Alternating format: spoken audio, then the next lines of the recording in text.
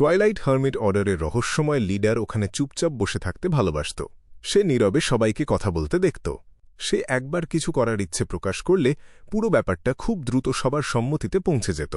এই বৈশিষ্ট্যটা স্পেকটেটর পাথওয়ের সাথে একদম মিলে যায়। ক্লাইন মোরেত্তি দিন দিন আরও বেশি নিশ্চিত হচ্ছিল যে সে আসলে আমনের ভাই। সে ঈশ্বরের আর এক ছেলে অ্যাডাম। এম্পেরর রোজেল তার শেষ জীবনে মিস্টার ডোরের কাছ থেকে অনেক গোপন কথা জেনেছিল। হয়তো সে নিজেও এইরকম একটা সিদ্ধান্তে পৌঁছাতে পেরেছিল। ক্লাইন ডায়েরির বর্ণনার সাথে নিজের জানা তথ্যের তুলনা করছিল। সে নতুন নতুন থিওরি বানাচ্ছিল আর সেগুলো মিলিয়ে দেখছিল। তারপর সে পাতার বাকি অংশটুকু পড়ার জন্য নিচের দিকে তাকাল। 11ই মার্চ। গতকাল যা ঘটেছিল তা যতই মনে পড়ছে ততই ভয় লাগছে। একজন ডেমিগডের ভাগ্য মাত্র কয়েকটা কথায় ঠিক হয়ে গেল। সে নিজের অসম্মতি জানানোর সুযোগ পর্যন্ত পেল না। আর এই প্রাচীন গোপন সংগঠনের গঠন দেখে আমি নিশ্চিত যে 7টা অর্থোডক্স গির্জার মোকাবিলা করা ছাড়া এমন কোনো কাজ নেই যা এরা করতে পারে না। এমনকি একটা পুরো দেশকে ধ্বংস করে দেওয়াও এদের পক্ষে অসম্ভব না। আমি কত ভাগ্যবান যে এই সংগঠনে যোগ দিতে পেরেছি। নাহলে কে জানে, হয়তো একদিন কোনো এক অচেনা গুপ্তহত্যার শিকার হতে হতো যা আমি আটকাতে পারতাম না। তখন চোখ খোলা রেখেই মরে যেতে হতো। পর্দার আড়ালে লুকিয়ে থাকা এই রকম একটা সংগঠন সত্যিই মেনে নেওয়া যায় না। তারা গোপনে অন্যদের বিচার করে আর টার্গেটের জীবন মৃত্যু নির্ধারণ করে। আমি এদের একজন মেম্বার হওয়ার পরেও মনের গভীর থেকে ভয় আর আতঙ্ক অনুভব করছি। এই পৃথিবীটা পৃথিবীর চেয়ে অনেক বেশি বিপজ্জনক। এখানে হয়তো একটু বেশি স্পিরিচুয়ালিটি নিয়ে জন্মানো কিংবা হঠাৎ করে কোনো প্রাচীন বইয়ের পাতা উল্টানোই বিপদের কারণ হতে পারে। হয়তো ব্যবসার কাজে সাধারণ একটা জাহাজে বসে থাকা অথবা কোনো সুন্দরীর রূপের প্রশংসা করাই মৃত্যুর মুখে ঠেলে দিতে পারে। ভ্রমণের শখে কোনো দুর্গে ঢোকা, মাঝরাতে পাশের ঘরের মারামারির শব্দে ঘুম ভেঙে যাওয়া কিংবা অর্থপূর্ণ কিছু তৈরি করা, এগুলোই একজন মানুষের অদ্ভুত আর মর্মান্তিক মৃত্যুর জন্য যথেষ্ট হতে পারে। আর এটাই অন্যতম একটা কারণ যা আমাকে নিজেকে আরও উন্নত করার প্রেরণা দেয়। আমি নিজের সিকোয়েন্স বাড়িয়ে নিজের ভাগ্য নিজে নিয়ন্ত্রণ করার ক্ষমতা অর্জন করতে চাই। আমি নিশ্চিতভাবেই সফল হব, কারণ আমি এই যুগের নায়ক। 12ই মার্চ। আমার মনে হচ্ছে 4th এপক, 3rd এপক, এমনকি 2nd এপকের কিছু নথিপত্র খুঁজে বের করা দরকার। সেই প্রাচীন গোপন সংগঠনে যোগ দেওয়ার অভিজ্ঞতা আমাকে বলছে যে এখানে অসংখ্য রহস্য লুকিয়ে আছে। এগুলো এমন রহস্য যা একটা পুরো যুগের মোড় ঘুরিয়ে দিতে পারে। দুর্ভাগ্যবশত এই ধরনের তথ্য পাওয়া খুব কঠিন। এগুলো হয় গির্জাগুলো লুকিয়ে রেখেছে, নয়তো ধ্বংস করে দেওয়া হয়েছে। আমি বিশ্বাস করি যে শুধু আমার অধীনস্থদের ওপর ভরসা করে আমি বেশি কিছু পাব না। সবচেয়ে ভালো উপায় হল নিজের সিকোয়েন্স বাড়ানো। এটা আমাকে গির্জার ভেতর আরও উঁচু মর্যাদা আর অনেক বেশি ক্ষমতা এনে দেবে। এই ডায়েরির পাতা থেকে এটা পরিষ্কার যে এম্পেরর রোজেল টুয়াইলাইট হার্মিট অর্ডারে যোগ দেওয়ার অনেক পরে মিস্টার ডোরের সাথে যোগাযোগ করেছিল। হয়তো সে তখন ইতিমধ্যেই একজন হাই সিকোয়েন্স বিয়ন্ডার ছিল। না হলে মিস্টার ডোরের সেই উন্মাদ চিৎকার সহ্য করার ক্ষমতা তার থাকত না। এম্পেররের তুলনায় আমার জন্য ইতিহাস অনুসন্ধান করা অনেক সহজ। আমার কাছে 4th এপকের জন্য তার ডায়েরি আছে। 2nd এপকের জন্য আছে সিটি অফ সিলভার। এমনকি মাঝে মাঝে আমি এমন এক দুষ্ট আত্মার মুখোমুখি হতে পারি যা একজন কিং অফ এঞ্জেলসের থেকে তৈরি হয়েছিল। জীবনের মাঝপথে এসে এম্পেররের সেই অহংকারী ভাবটা একটু কমেছে বলে মনে হচ্ছে। ক্লাইন মোরেত্তি বেশ হালকা মেজাজে ডায়েরির দ্বিতীয় পাতার দিকে হাত বাড়াল। 18ই মে। ইদানিং আমি খুব দুঃস্বপ্ন দেখছি।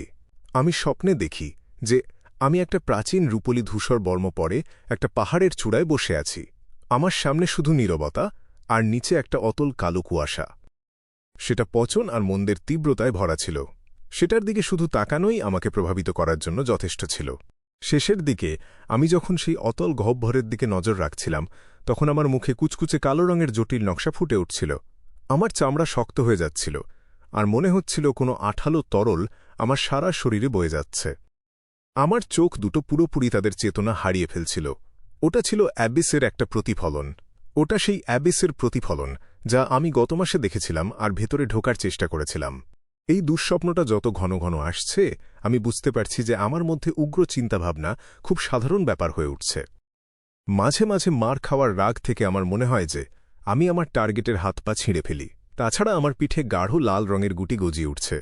আমার শরীরের তাপমাত্রাও আস্তে আস্তে কমে যাচ্ছে। এটা কি অ্যাবিস থেকে আসা এক ধরনের পচন? আমাকে এটা নিশ্চিত করার আর সমাধান করার একটা উপায় খুঁজে বের করতে হবে। আপাতত আমি গির্জার সাহায্য নিতে পারছি না। না হলে আমাকে সেই আদিম দ্বীপ আর অ্যাবিসের অস্তিত্বের কথা ফাঁস করে দিতে হবে। হ্যাঁ, আমি ইটার্নাল ব্লেজিং সানের পুরোহিত আর বিশ্বপদের খুঁজে বের করতে পারি। তারা শুদ্ধিকরণের কাজে অনেক বেশি পারদর্শী। 19 মে কিছু যোগাযোগের মাধ্যমে আমি একটা গোপন চিকিৎসা পেয়েছি। আমার পুরো শরীর এখন অনেক হালকা লাগছে। আমার সাথে ঘটা সমস্ত অস্বাভাবিকতা এখন ভালোর দিকে মোড় নিয়েছে।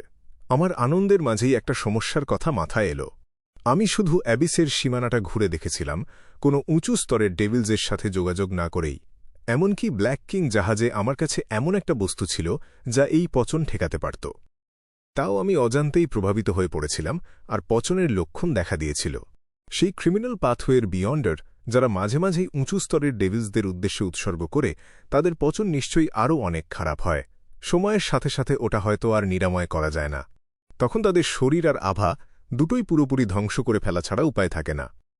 একইভাবে হাই সিকোয়েন্স বিয়ন্ডার, বিশেষ করে দেবদূতরা, একই পাথওয়ের লো আর মিড সিকোয়েন্স বিয়ন্ডারদের ওপর প্রভাব ফেলতে পারে। আর স্তরের পার্থক্যের কারণে দূরত্বের ওপর কিছু নির্দিষ্ট সীমাবদ্ধতা থাকে। যখন কেউ একজন প্রকৃত ঈশ্বর হয়ে ওঠে, তখন একটা বড় সম্ভাবনা থাকে যে তারা কোনো বাধা ছাড়াই পুরো পৃথিবী আর স্পিরিট ওয়ার্ল্ড জুড়ে যোগাযোগ করতে পারে। এখানেই প্রশ্নটা আসে, আমি কি একটা নির্দিষ্ট সীমা পর্যন্ত গড অফ ক্রাফটসম্যানশিপ, না আমার বলা উচিত god of steam and machinery দ্বারা প্রভাবিত হচ্ছি? এটা বেশ ভীতিজনক। মনে হচ্ছে কেবল একজন ডেমিগড হলেই আমি এই প্রভাব থেকে বাঁচতে পারব। ভাগ্যিস 5th এপকের পর থেকে কোনো প্রকৃত ঈশ্বরকে এই মাটি স্পর্শ করার জন্য মহাজাগতিক পৃথিবী ছেড়ে নিচে নামতে দেখা যায়নি।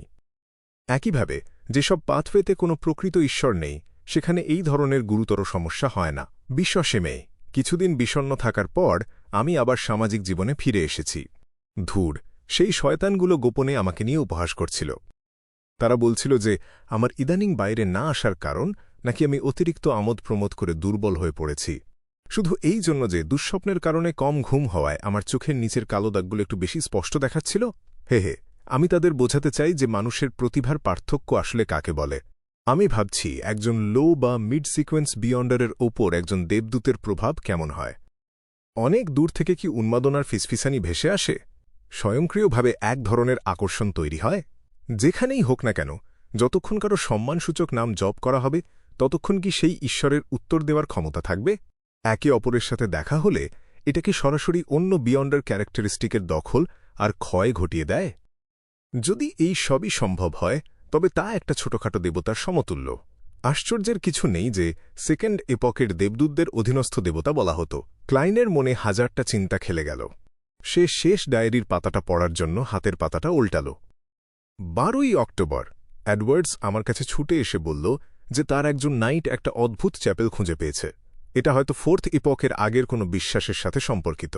এটা আমার আগ্রহ জাগিয়ে তুলল, আর আমি সাথে সাথে বেম্যান নামে সেই ছোট্ট শহরের দিকে রওনা দিলাম। 13 অক্টোবর বেম্যান হল একটা পাহাড়ের ওপর গড়ে ওঠা ছোট্ট শহর। এখানকার বিল্ডিংগুলোর ওপরের অংশ গোলানো, দেখতে ঠিক সাদা খড়ের টুপির মতো। এটা বেশ স্পেশাল। রাস্তা ধরে কয়েক ধাপ সিঁড়ি পার হওয়ার পর আমি অবশেষে সেই অদ্ভুত চ্যাপেলটা খুঁজে পেলাম। বাইরে থেকে দেখতে এটাকে একটা সাধারণ বাসাবাড়ির মতোই লাগছিল, বিশেষ কিছু ছিল না। কেবল ভেতরে ঢুকলেই এর পার্থক্যটা বোঝা যেত। এখানে মাত্র একজন পুরোহিত ছিলেন। তিনি ছিলেন একজন অমায়িক মধ্যবয়সী মানুষ, যিনি একটা সাধারণ সাদা রঙের আলখাল্লা পরেছিলেন। তার মুখের অর্ধেকটা ঢাকা ছিল একটা হালকা সোনালি দাড়িতে।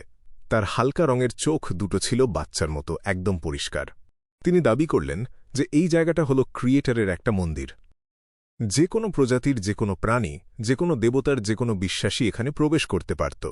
আমি যখন তাকে এই কথা বলতে শুনলাম, তখন আমার একটা প্রশ্নের কথা মনে পড়ে গেল। 7টা অর্থোডক্স দেবতা ছাড়া অন্য সব বিশ্বাসকে এখানে ধর্মদ্রোহী হিসেবে গণ্য করা হয়। তারা মূল ক্রিয়েটরের মন্দির ছাড়া অন্য কোনো ক্যাথেড্রাল খোলাখুলিভাবে তৈরি করতে পারে না। তবে এমন কোনো গির্জা কখনো অস্তিত্বে আসেনি। এমনকি এই ধরনের চ্যাপেলও অত্যন্ত বিরল। চ্যাপেলের সামনে একটা সাধারণ ছাদমতো অংশ ছিল। সেটার ভেতরে একটা মানুষ ক্রুশ বহন করছিল। এটাই সম্ভবত সেই তথাকথিত ক্রিয়েটরের ঐশ্বরিক মূর্তি ছিল। আমি সামনের সারির বেঞ্চে বসলাম আর পুরোহিতের সাথে অলসভাবে গল্প করতে লাগলাম। তিনি আমাকে অনেক রকমের গল্প শোনালেন।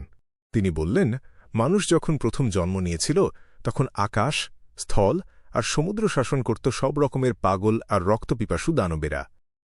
তাদেরকেই নাকি পরবর্তীকালের ড্রাগন, জায়ান্ট আর এলভসদের আদি উৎস বলা হয়। এই দানবেরা অবাধে তাদের ইচ্ছা পূরণ করত আর সব ধরনের জায়গা দখল করে রাখত। মনে হচ্ছিল খুব বেশি সময় লাগবে না পুরো পৃথিবীটা ধ্বংস হতে। ঠিক এই মুহূর্তে ক্রিয়েটর জেগে উঠেছিলেন। তিনি তাদের দেওয়া সেই বিশেষ গুণ আর ক্ষমতাগুলো কেড়ে নিয়েছিলেন আর তা মানুষদের দান করেছিলেন। তারপরে তিনি আবার ঘুমাতে চলে গিয়েছিলেন এবং একটা ভবিষ্যদ্বাণী রেখে গিয়েছিলেন। যখন উন্মাদনা, নিষ্ঠুরতা, লোভ, ভোগবিলাস, শীতলতা আর রক্তপিপাসুতা এই মাটিকে আবার গ্রাস করবে, তখন তিনি জেগে উঠবেন আর সবকিছু ফিরিয়ে নেবেন। আমরা যখন কথা বলছিলাম তখন পুরোহিত তার বুকের কাছে ঝুলে থাকা ক্রুশটা ধরলেন আর নীরবে প্রার্থনা করলেন। এই রকম একটা পৌরাণিক কাহিনী গির্জার নিয়মের চেয়ে সম্পূর্ণ আলাদা। এখানে অনেক আকর্ষণীয় অংশ আছে যা নিয়ে ভাবা দরকার। 15ই অক্টোবর আমি একদিন হল ব্যাকল্যান্ডে ফিরে এসেছি। কেবল তখনই আমার মনে পড়ল যে আমি পুরোহিতের নামটাই জিজ্ঞেস করতে ভুলে গেছি। থাক, বাদ দাও, ভবিষ্যতে আবার সুযোগ আসবে। একজন পুরুষ হিসেবে আমার ষষ্ঠ ইন্দ্রিয় বলছে যে আমি অবশ্যই একদিন সেই চ্যাপেলে আবার যাব। এটা কি সিটি অফ সিলভারের পৌরাণিক কাহিনীর একটা সংক্ষিপ্ত রূপ নয়? সেকেন্ড এপকের শেষ আর থার্ড এপকের শুরুর দিকের সময়টা। সেই পুরোহিত মনে হয় অনেক কিছু জানেন। সম্ভবত বংশানুক্রমিকভাবে এই রকম পৌরাণিক কাহিনী বহন করা কোনো সংগঠন অনেক কিছু জানে। ক্লাইনের মনটা চঞ্চল হয়ে উঠল আর তার হাতের ডায়েরির পাতাগুলো অদৃশ্য হয়ে গেল। তারপর সে ওপরের দিকে তাকিয়ে দ্য হার্মিটের দিকে তাকাল। বলল, শুরু করো। ক্যাটলিয়া সাথে সাথে তার মাথা নিচু করল। বলল, মাননীয় দ্য ফুল, আমি জানতে চাই যে এম্পেরর রোজেলের মন আর আত্মা সেই দ্বীপে নাকি মহাবিশ্বের গভীরতায় নিজের বাড়ি খুঁজে পেয়েছিল।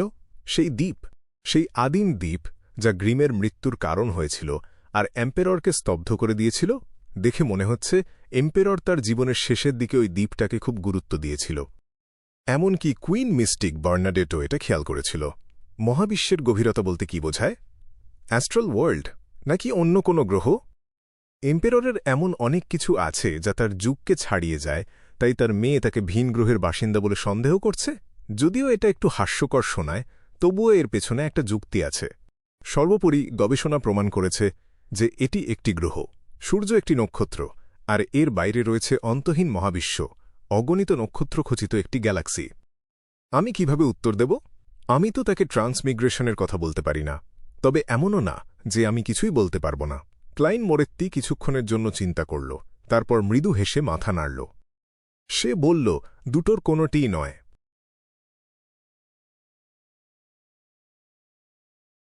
তাদের কেউ না মিস্টার ফুলের উত্তরটা নিয়ে ভাবল ক্যাটলেয়া।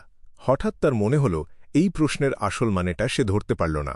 ক্যাটলেয়া আগে ভেবেছিল সম্রাটের মন আর আত্মা যেখানে শান্তি পায় সেই জায়গাটা নিশ্চয়ই খুব দার্শনিক বা রহস্যময় কিছু হবে, যেমন কোনো দেবতার রাজ্য বা মহাকাশের গভীর কোনো রহস্য। কিন্তু শেষ পর্যন্ত মিস্টার ফুল বলল, এর কিছুই না। তার সব সম্ভাবনা নাকচ হয়ে গেল। নতুন কিছু ভাবা তার জন্য কঠিন হয়ে পড়ল।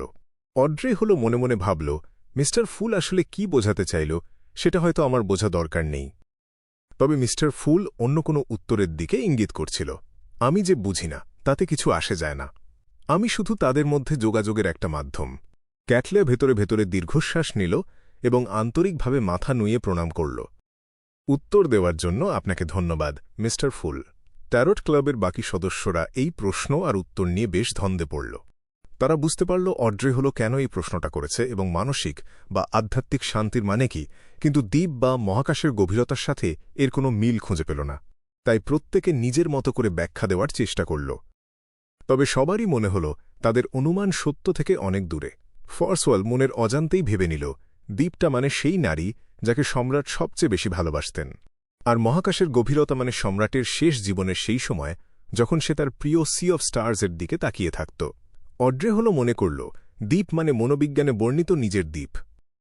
সাগর মানে মানুষের সচেতন মন, আর সাগরের গভীর মানে অবচেতন মন, আর মহাকাশ মানে আধ্যাত্মিক আকাশ, যা কিনা অ্যাস্ট্রাল ওয়ার্ল্ডের প্রতীক। তাই প্রশ্নটা দাঁড়িয়ে গেল, সম্রাট কি নিজের ওপর বিশ্বাস রাখতেন নাকি দেবতার ওপর? এই দিক থেকে দেখলে মিস্টার ফুলের উত্তরটা বেশ অদ্ভুত লাগে। যেন সে বোঝাতে চাইছে সম্রাট আসলে নিজের ওপর বা কোনো দেবতার ওপর বিশ্বাস রাখতেন না। আমি হয়তো ভুল বুঝছি, কিন্তু যদি সত্যি তাই হয় তবে সম্রাটকে বাইরের দিক থেকে দ্বন্দ্বে থাকা মনে হলেও ভেতরে হয়তো গভীর কোনো রহস্য ছিল। হতে পারে জীবনের শেষ দিকে সে সবকিছুর সত্যতা বুঝতে পেরেছিল। সে কি তবে হতাশাবাদী আর নিহিলিস্ট হয়ে গিয়েছিল? অড্রে হল নিজের ক্ষমতা ঝালিয়ে নিতে নিতে বেশ আগ্রহ নিয়ে ভাবল, আলজার উইলসনের ভাবনাও ক্যাটলেয়ার মতোই ছিল। এমলিন কিছুক্ষণ ভাবল, কিন্তু কোনো কুলকিনারা না পেয়ে হাল ছেড়ে দিল। ডেরিক বার্গ সম্রাটের ব্যাপারে তেমন আগ্রহী ছিল না, তবে সে চুপচাপ শুনছিল। সে পরে কি কথা বলবে সেটা নিয়ে ভাবছিল। শেষে কুয়াশার আড়ালে থাকা মিস্টার ফুল হালকা হেসে বলল, তোমরা শুরু করতে পারো। আলজার উইলসন সাথে সাথে দ্য ওয়ার্ল্ডের দিকে তাকাল এবং কথা গোছাতে শুরু করল। দুঃখিত, তোমার মিস্টিক্যাল আইটেমের জন্য আরও একটু সময় লাগবে। দ্য ওয়ার্ল্ডকে কিছু বলার সুযোগ না দিয়েই আলজার উইলসন দ্রুত বুঝিয়ে বলল যে আর্টিজান এটা তৈরি করছিল সে অদ্ভুত এক অসুখে আক্রান্ত হয়েছে, আর তার আশেপাশে কিছু সন্দেহভাজন লোক দেখা যাচ্ছে। এই কারণেই দেরি হচ্ছে। আমি নিজে গিয়ে দেখব সমস্যাটা মেটানো যায় কি না, যাতে সে তাড়াতাড়ি সুস্থ হয়ে ওঠে। আমরা আগামী 2 সপ্তাহের মধ্যে তোমার দরকারি মিস্টিক্যাল আইটেম তৈরি করার চেষ্টা করব। আলজার উইলসন খুবই আন্তরিকতার সাথে কথাগুলো বলল, যেন সে বিষয়টাকে খুব গুরুত্ব দিচ্ছে। কিন্তু আসল ঘটনায় সে সব দোষ ওই আর্টিজানের ওপর চাপিয়ে দিল। সে যেন দ্য ওয়ার্ল্ডকে বলতে চাইছিল, আমার কথায় যদি কোনো অসুবিধা হয় তবে আমি ওকে উচিত শিক্ষা দেব। তাতেও না হলে তুমি নিজে গিয়ে তার সাথে দেখা করতে পারো। এই আর্টিজান নিশ্চয়ই ঝামেলার মিস্টার হাংডম্যান বিষয়টাকে বেশ গুরুত্ব দিচ্ছে। যেসব আর্টিজান পরিচয় গোপন রেখে অর্ডার নেয় তারা খুব কম পাওয়া যায়। যদি এদের ধরে রাখা যায় তবে সেটা ভালো। ক্লাইন মোরেত্তি কিছুক্ষণ ভাবল এবং দ্য ওয়ার্ল্ডের গলায় কর্কশ স্বরে উত্তর দিল, আমি এই দেরিটা মেনে নিলাম, কিন্তু এরপর আর যেন এমন না হয়। ক্লাইন মোরেত্তি খুব শান্তভাবে কথাগুলো বলল, কিন্তু আলজার উইলসন বেশ ভয় পেয়ে গেল। সে যেন দ্য ওয়ার্ল্ড ঘিরমান স্প্যারোয়ের ভেতরে লুকিয়ে থাকা খুনের ইচ্ছাটা টের পাচ্ছিল। বোঝার জন্য তোমাকে ধন্যবাদ, আলজার উইলসন শান্ত মুখে বলল। তাদের কথোপকথন শুনে ক্যাটলেয়া আলজার উইলসনের দিকে তাকিয়ে ঠোঁট বাঁকাল এবং চশমাটা ঠিক করে নিল। সে বলল, যদি তুমি সমস্যা মেটাতে না পারো তবে আমি সাহায্য করতে পারি। ক্যাটলেয়ার মনে হল সমস্যাটা খুব বড় না হলে সে বিনা পারিশ্রমিকেই এটা করতে পারবে, কারণ এর মাধ্যমে সে আলজার উইলসনকে এড়িয়ে সরাসরি আর্টিজানের সাথে যোগাযোগ স্থাপন করতে পারবে। আলজার উইলসন পরিষ্কার বুঝতে পারল এই জলদস্যু অ্যাডমিরাল এর আসল উদ্দেশ্য কি। সে টের পেল যে ক্যাটলেয়া তার এলাকায় হানা দেওয়ার চেষ্টা করছে, যা তাকে চাপে ফেলে দিল। সে কিছুক্ষণ চুপ থেকে শান্ত গলায় উত্তর দিল, তাহলে তোমার দয়ার জন্য আমি তার পক্ষ থেকে তোমাকে ধন্যবাদ জানাব। একদিকে সে আর্টিজানের সাথে নিজের ঘনিষ্ঠ সম্পর্কের কথা বোঝাল, অন্যদিকে সাহায্য করার প্রস্তাবটাও সরাসরি নাকচ করল না। এভাবেই সে নিজেকে সামলে নিল। ঘিরমান স্প্যারোয়ের রাগ সহ্য করার চেয়ে কিছু সুবিধা ছেড়ে দেওয়া তার কাছে বড় কোনো ব্যাপার ছিল না। ক্যাটলেয়া বিষয়টা নিয়ে আর কথা বাড়াল না। সে দ্য ওয়ার্ল্ডের দিকে তাকাল। তুমি কি ওয়েস্ট ব্যালামের তথ্য নিয়ে খুশি? গত বৃহস্পতিবারই সে সব তথ্য জোগাড় করে ফেলেছিল যা ঘিরমান স্প্যারোয়ের দরকার ছিল। সে অদ্ভুত সেই মেসেঞ্জারের মাধ্যমে তাকে সব দিয়ে দিয়েছে। মিস্টার ফুলের সামনে সে সবসময়ই ভয়ে থাকত, তাই অন্য কোনো উপায়ে তাকে বিরক্ত করার সাহস তার ছিল না। আমার মোট 300 পাউন্ড খরচ হয়েছে। যদি তথ্য ভালো না হতো তবে আমি সাথে সাথে টাকা ফেরত চাইতাম। ক্লাইন মোরেত্তি মনে মনে বলল এবং দ্য ওয়ার্ল্ড দিয়ে ছোট করে সম্মতি জানাল। এরপর সেই নকল মানুষটি মিস ম্যাজিশিয়ানের দিকে তাকাল। ফর্সওয়াল সাথে সাথে অস্বস্তিতে পড়ল, যেন কোনো বিড়াল একটা ইঁদুরকে তাড়া করছে। সে ভাবতে শুরু করল কোনো ভুল করে ফেলল কিনা। শিও ডেরেচায়ের সাথে কথা বলার সময় কি ডোয়েন ড্যান্টেজের ব্যাপারে আমার কোনো বদনাম তার কানে পৌঁছেছে, নাকি টাকা ফেরত দিইনি বলে সে রেগে আছে? ফর্সওয়াল বডিগার্ডের মিশনের কথা ভুলে কাঁপতে কাঁপতে জিজ্ঞেস করল, মিস্টার ওয়ার্ল্ড, কোনো সমস্যা হয়েছে কি? দ্য ওয়ার্ল্ড মাথা নাড়ল এবং বলল, একটা কাজ আছে। এব্রাহাম পরিবার থেকে ক্যালডেরন সিটি এর ব্যাপারে তথ্য জোগাড় করো। সবচেয়ে জরুরি হল এর অবস্থান। ক্যালডেরন সিটি দ্য ওয়ার্ল্ড হঠাৎ এই রহস্যময় স্পিরিট ওয়ার্ল্ডের শহরটা খুঁজছে কেন? এটা কি মিস্টার ফুলের কোনো নির্দেশ? তার পুনর্জাগরণের পরিকল্পনার নতুন কোনো অংশ? ক্যাটলেয়া ক্যালডেরন সিটি এর ব্যাপারে কিছুটা জানত, তাই সে বেশ অবাক হল। ট্যারট ক্লাবের বাকি সদস্যরা, ফর্সওয়াল সহ, কেউ জানত না দ্য ওয়ার্ল্ড কোন শহরের খোঁজ করছে। সবাই চুপচাপ শুনছিল। এমলিনের মনে হল সে নামটা কোথাও শুনেছে, কিন্তু ঠিক মনে করতে পারল না। প্রায় 4 সেকেন্ড পর ফর্সওয়াল জোর করে হাসল, কোনো সমস্যা নেই, আমি আমার শিক্ষককে জিজ্ঞেস করব। কত খরচ হবে? দ্য ওয়ার্ল্ড শান্ত গলায় জিজ্ঞেস করল, 1000 পাউন্ড। না, 500 পাউন্ড না, আমাকে বডিগার্ডের টাকাটা কাটতে হবে। ফর্সওয়াল মনে মনে হিসাব করল এবং শেষে একটা দাম বলল, 350 পাউন্ড। এটা বেশ সস্তা। স্পিরিট ওয়ার্ল্ডের 7 লাইটস ছাড়াও হয়তো শুধু এব্রাহাম পরিবারই ক্যালডেরন সিটির ব্যাপারে বিস্তারিত তথ্য জানে। হ্যাঁ, মিস ম্যাজিশিয়ানের জন্য এটা শুধু তার শিক্ষককে জিজ্ঞেস করা। এটা আসলেই সহজ। এই দামে তো হওয়ারই কথা। ক্লাইন মোরেত্তি অবাক হল, তারপর বুঝতে পারল। সে দ্য ওয়ার্ল্ডকে দিয়ে মাথা নাড়িয়ে বলল, ঠিক আছে। এই লেনদেন দেখে অড্রে হলো একটা মজার বিষয় লক্ষ্য করল। মিস ম্যাজিশিয়ান মনে হয় মিস্টার ওয়ার্ল্ডকে খুব ভয় পায়, একদম সহজাত ভয়। এর আগে সে ডুয়েন ড্যান্টেসের সাথে দেখা করেছিল, কিন্তু জানত না যে সে ঘেরমান স্প্যারো। এই সময়ের মধ্যে সে কি ভয়ানক কিছু জেনেছে? আমি গ্লেন্টের ওখানে তার আর শিও ডেরেচায়ের সাথে দেখা করার ব্যবস্থা করব। দেখি কিছু বের করতে পারি কি না, অড্রে হল ভাবল এবং অস্ফুটভাবে মাথা নাড়ল। এই মুহূর্তে দ্য ওয়ার্ল্ডের আর কিছু বলার নেই দেখে এমলিন তাড়াহুড়ো করে দ্য সান এর দিকে তাকাল। তোমার কাছে কি আর্টিফিশিয়াল ভ্যাম্পায়ারের সিকোয়েন্স 5 বিয়ন্ডের ক্যারেক্টারিস্টিক আছে? আমার কাছে যথেষ্ট মেরিট পয়েন্টস নেই। ডেরিক বার্গ এবার আর লজ্জা পেল না। উল্টে তার মনে হল মিস্টার মুন খুব বেশি অস্থির হয়ে আছে। সিকোয়েন্স 5 বিয়ন্ডের ক্যারেক্টারিস্টিকের জন্য প্রয়োজনীয় পয়েন্ট কি এত সহজে জমানো যায়? এমলিন বিরক্ত হয়ে মুখ ফেরাল। তখনই হঠাৎ কিছু মনে পড়ল তার। সে তাড়াহুড়ো করে মিস ম্যাজিশিয়ানকে বলল, আমার কাছে একটা অভিশপ্ত বস্তু আর এনশিয়েন্ট রেথের রেমন্যান্ট স্পিরিটের ব্যাপারে সূত্র আছে। আমি আরও বিস্তারিত তথ্যের অপেক্ষায় আছি। এটা হয়তো সরাসরি তোমাকে দেওয়ার মতো বস্তু না, তবে ব্যাকল্যান্ডের আশেপাশে কোথায় এনশিয়েন্ট রেথ পাওয়া যাবে সেই তথ্য দিতে পারব। কথাটা বলে এমলিন কিছুক্ষণ ভেবে বলল, 300 পাউন্ড। তার মানে আমাকে নিজে এনশিয়েন্ট রেথ স্বীকার করতে হবে? বিভিন্ন রহস্যময় কাহিনী অনুযায়ী এটা খুবই শক্তিশালী একটা দানব। মিস্টার মুনের কথা শুনে ফর্সওয়ালের প্রথম মনে হল এটা একটা বিপদ। তার দ্বিতীয় চিন্তা হল এই শিকারের কাজটা মিস্টার ওয়ার্ল্ডকে দিয়ে করানো। সে নিশ্চিত ছিল যে সে খুব দ্রুত আর সফলভাবে এটা শেষ করতে পারবে, কিন্তু মনে হল মিস্টার ওয়ার্ল্ডকে নিয়োগ দিলে এনশিয়েন্ট রেথের দামের চেয়ে অনেক বেশি খরচ হতে পারে, তাই সে নিজে চেষ্টা করাটাই ভালো মনে করল। আমি শিও ডেরেচা ইন্টারোগেটর হওয়া পর্যন্ত অপেক্ষা করব। দুজনে মিলে আমাদের জেতার সম্ভাবনা বেশি থাকবে। তাছাড়া আমার কাছে লেমানোস ট্রাভেলস আছে, এতে ডেমিগড পর্যায়ের হাই সিকোয়েন্স বিয়ন্ডের ক্ষমতা আর এঞ্জেলস এমব্রেস আছে। এর মধ্যে অনেক অনন্য বিয়ন্ডের ক্ষমতা আছে। হাই সিকোয়েন্স বিয়ন্ডারের নিচের যে কোনো কিছুর জন্য এটা কোনো ঐশ্বরিক জিনিসের চেয়ে কম না। আমার তো তেমন লড়াইয়ের অভিজ্ঞতা নেই, কারণ আমি বেশিরভাগ সময় পালিয়ে বেড়াই। এটা একটা ভালো সুযোগ। ফর্সওয়াল দ্রুত সিদ্ধান্ত নিল এবং এমলিনকে বলল, ঠিক আছে। অন্য কিছু বিষয় ঠিক করার পর লেনদেনের পালা শেষ হল। ক্লাইন মোরেত্তি দ্য ওয়ার্ল্ড ঘেরমান স্প্যারোকে দিয়ে আলজার উইলসনের আগেই বলে ওঠাল, ব্যাকল্যান্ডের কোয়ারনের আত্মহত্যার ব্যাপারে আমার প্রাথমিক তদন্তে ফল পাওয়া গেছে।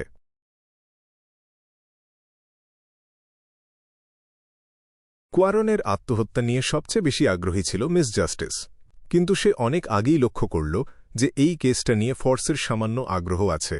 তাই সে কোনো প্রশ্ন করল না, বরং নিজের অবস্থানে স্থির থেকে ধৈর্য ধরে অপেক্ষা করল যাতে জনপ্রিয় সেই লেখিকা নিজে প্রশ্নটা করে।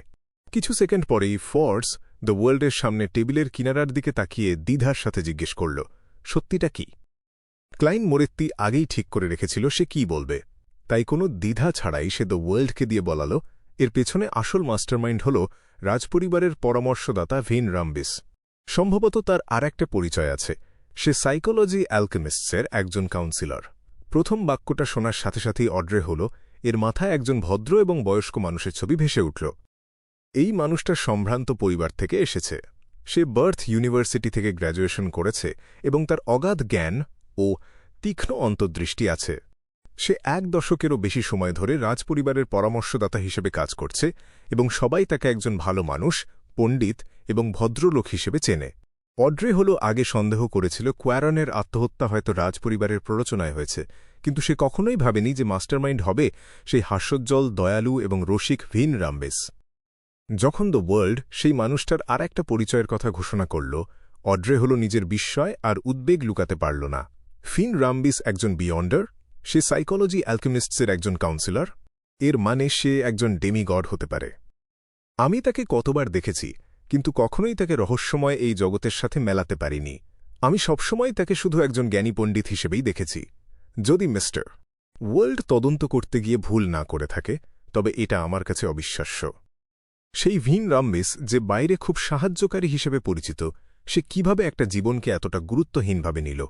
সে খুব ঠান্ডা মাথায় একটা শিশুকে তার বাবার থেকে আলাদা করল, একটা স্ত্রীকে তার স্বামীর থেকে আর বাবা মাকে তাদের সন্তান থেকে।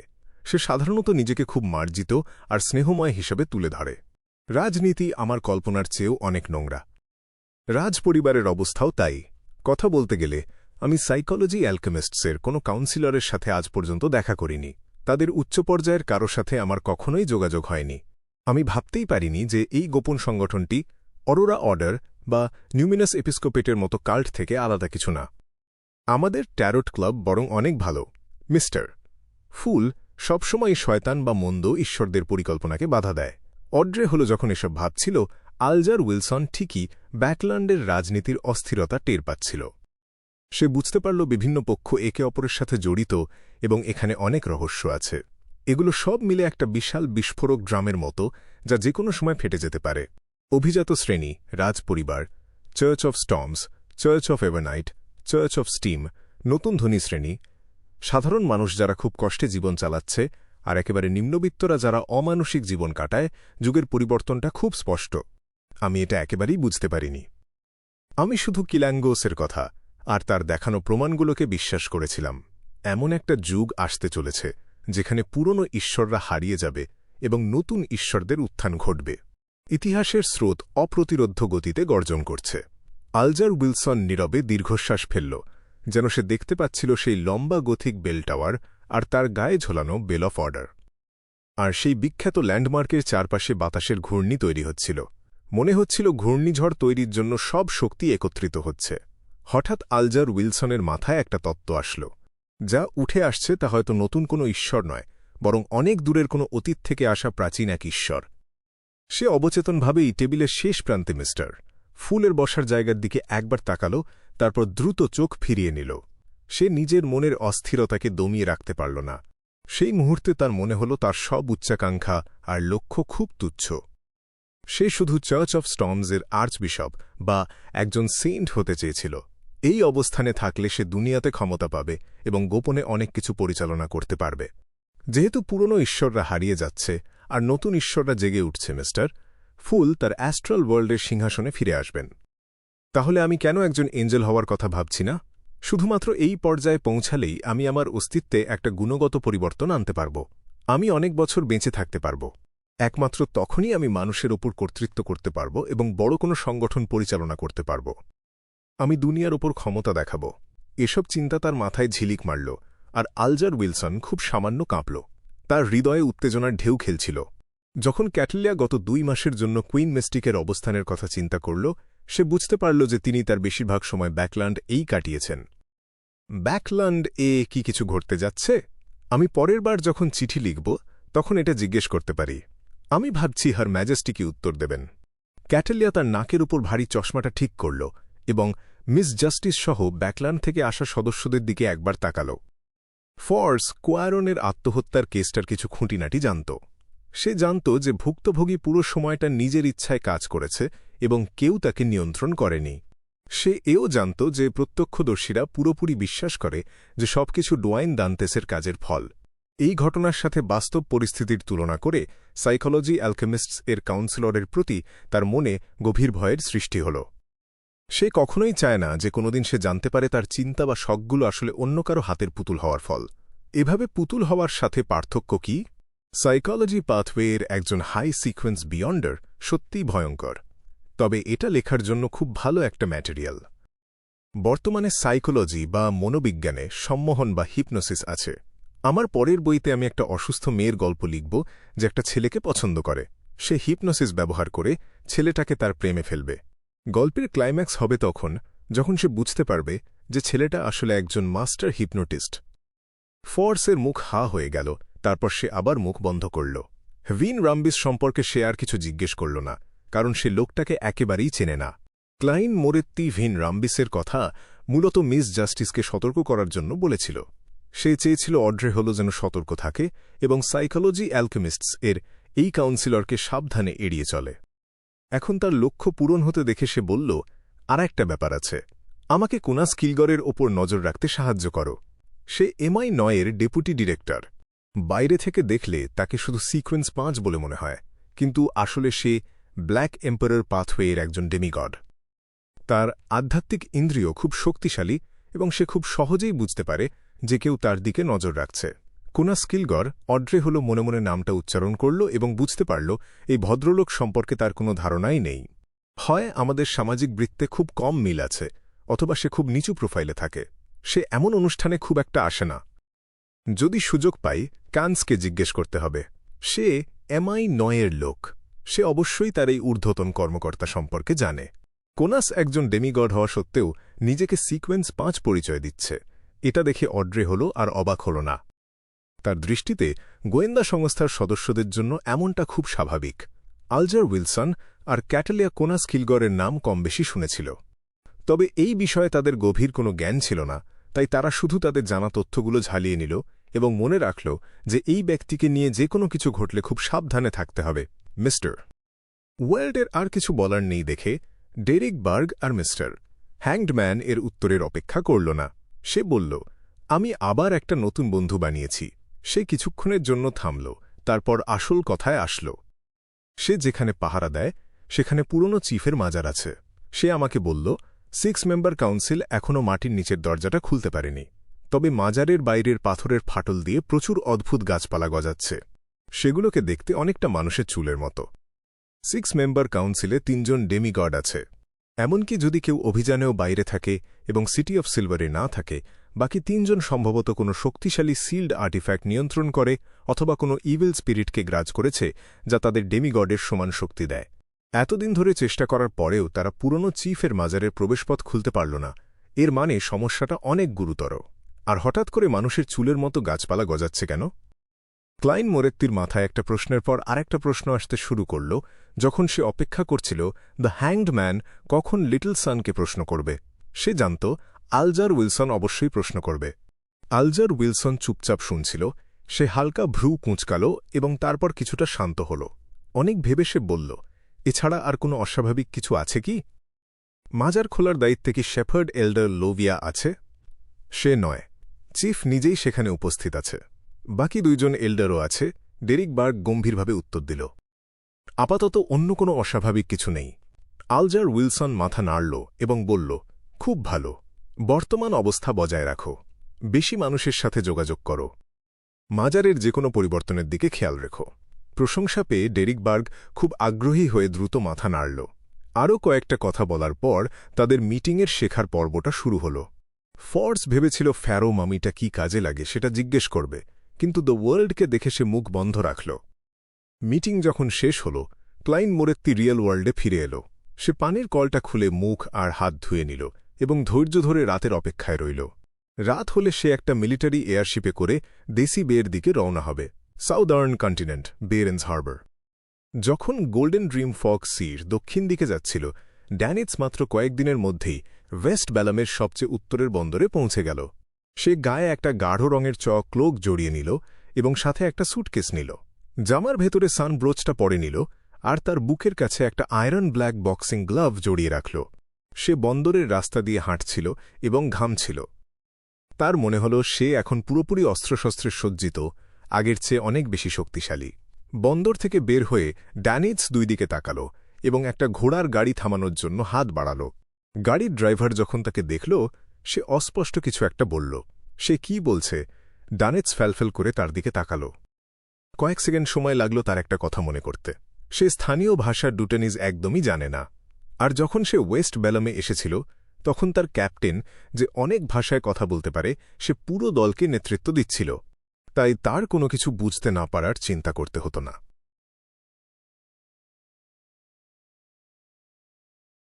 ব্লেজিং ড্যানিটজ অবাক হয়ে তাকিয়ে থাকল। সে মনে মনে ইন্টিজ ভাষায় বলল, হোটেল। বাতাসটা যেন হঠাৎ জমে গেল। ব্লেজিং ড্যানিটজ ক্যারেজ ড্রাইভারের গাঢ় বাদামি চামড়া, অবিন্যস্ত কালো চুল, নরম মুখের গড়ন আর ভাবলেশহীন চাহনি লক্ষ্য করল। সে একটা দীর্ঘশ্বাস ফেলে নিজের দুর্ভাগ্যের কথা ভাবল, তারপর ভারী লাগেজটা টেনে নিয়ে রাস্তা ধরে হাঁটতে শুরু করল। ব্লেজিং ড্যানিটজ বিড়বিড় করে বলল, ধুর ছাই। এমন একজন ড্রাইভার জুটল যে ইন্টিজ ভাষাই জানে না। বন্দরের আশেপাশে যারা যাত্রী নেয় তাদের তো নর্দার্ন কন্টিনেন্টের কিছু ভাষা জানা উচিত। এখানে তো ইন্টিজ, লোয়েন আর ফেজাক থেকে আসা মানুষের অভাব নেই। সে আশেপাশে এমন কোনো মানুষের খোঁজ করতে লাগল যাকে দেখলে নর্দার্ন কন্টিনেন্টের বলে মনে হয়। তাতে কোনো হোটেলে ওঠা বা খাওয়া দাওয়ার ব্যবস্থা করা সহজ হবে। সে জানত বেরেন্স হারবারে ইন্টিস, লোয়েন, ফেনাপটার আর ফেসাক থেকে আসা অনেক মানুষ থাকে। তাদের কারো সাথে দেখা হলে ভাষা নিয়ে আর কোনো সমস্যা হবে না। তবে ব্লেজিং ড্যানিটজ ভাবল, এসব কিছু ঠিকঠাক হওয়ার আগে তাকে নিশ্চিত করতে হবে যেন গরমে সে অসুস্থ না হয়ে পড়ে। সে উপরের দিকে তাকাল। আকাশটা নীল আর সাদা মেঘে ঢাকা, সূর্যটাও খুব একটা কড়া নয়। তাও প্রচণ্ড গরমে সে কপাল থেকে ঘাম মুছে গালি দিতে শুরু করল। এত গালি দিল ব্লেজিং ড্যানিটাস জানত সাদার্ন কন্টিনেন্টের এই তাপমাত্রা আসলে খুব একটা বেশি নয়। সে যে এত গরম অনুভব করছিল তার কারণ সে সানব্রুজ পরে আছে। কিন্তু এখানে এসেই পরিস্থিতি বুঝে উঠতে না পারায় সে ব্রুজটা খোলার সাহস পেল না। যদি হারিয়ে যায় তবে ক্লাইন মোরেত্তি তাকে কতটা ঠান্ডা আর পাগল করা দৃষ্টিতে দেখবে সেটা ভেবেই সে শিউরে উঠল। সে আপনমনে বলতে লাগল, কেউ কি নেই যে নর্দার্ন কন্টিনেন্ট থেকে এসেছে? যে কোনো দেশের মানুষই হোক। আমি একজন নামকরা জলদস্যু, অনেকগুলো ভাষাই জানি। তার মাথায় শুধু আইসড বিয়ার আর সমুদ্রের ভাসমান আইসবার্গের কথা ঘুরপাক খাচ্ছিল। কথা বলতে বলতে সে হঠাৎ চোখ কচলাল। অবশেষে সে নর্দার্ন কন্টিনেন্টের কাউকে দেখতে পেল। আর মানুষটা তার বেশ পরিচিত। ব্লেজিং ড্যানিটস থেকে কিছুটা দূরে কড়া রোদে ভেজা রাস্তায় 70-30 সিঁথি করা এক যুবক দেয়ালের গায়ে হেলান দিয়ে একটা সিলভার হারমোনিকা বাজাচ্ছিল। তার চোখ জোড়া পান্না সবুজ, পরনে সাদা শার্ট যার উপরের দুটো বোতাম খোলা। তার গায়ে একটা পুরো খোলা কালো ভেস্ট, গাঢ় রঙের ট্রাউজার্স আর একটা হাতে কালো গ্লাভস। সে আর কেউ নয়, ফগ সিয়ের শক্তিশালী শিকারী অ্যান্ডারসন হুড। ব্লেজিং ড্যানিটস ভাবল, কি অদ্ভুত কাকতালীয়, এই লোকটা তাহলে ওয়েস্ট ব্যালামে এসেছে। সে খুব খুশি হল, যেন এই জনসমুদ্রে সে কোনো খড়কুটো আঁকড়ে ধরল। গোল্ডেন ড্রিমে অ্যান্ডারসন হুডের কর্মকাণ্ড ভুলে সে তার কাছে গিয়ে শিকারীদের ভাষায় সম্ভাষণ জানাল। সে জিজ্ঞেস করল, কি ব্যাপার? গুপ্তধন খোঁজার কাজ কি ঠিকমতো চলছে না? এখন কি রাস্তায় গান গেয়ে টাকা রোজগার করছ? সে খেয়াল করল অ্যান্ডারসন হুডের সামনে একটা উল্টানো টুপি পড়ে আছে। তাতে 20-25টা পিতলের কয়েন, কয়েকটা ইন্টেস কপেটস, বাকিগুলো স্থানীয় ডেলেক্সি। ইন্টেস ভাষায় ডেলেক্সি মানে তামার মুদ্রা। অ্যান্ডারসন হুড হারমোনিকা বাজানো থামিয়ে ব্লেজিং ড্যানিটসের দিকে তাকাল। সে বলল, ওটা আমার টুপি না। আমি হেঁটে যাওয়ার সময় দেখলাম মাটিতে একটা টুপি পড়ে আছে। কেউ খেয়াল করেনি দেখে আমার একটু মন খারাপ হল, তাই আমি হারমোনিকা বের করে বাজালাম। অবাক ব্যাপার, অনেকেই গান শুনতে ভিড় জমালো আর টাকাও দিল। সে আরও বলল, তোমার মতো অসভ্য দস্যু হয়তো সঙ্গীতের ভাষা বোঝে না। আমি তোমাকে বলছি, তোমাদের ক্যাপ্টেন বিশেষ করে পছন্দ করে ব্লেজিং ড্যানিটসের কপালে ভাঁজ পড়ল। সে কথার মোড় ঘোরানো থামিয়ে জিজ্ঞেস করল, তুমি এখানে কেন? অ্যান্ডারসন হুড হারমোনিকাটা ধরে গম্ভীরভাবে ভাবল। বলল, এটা একটা ভালো প্রশ্ন। আমিও জানি না কেন আমি ওয়েস্ট ব্যালামে। গত 2 মাসে কি হয়েছে তার কিছুই মনে নেই।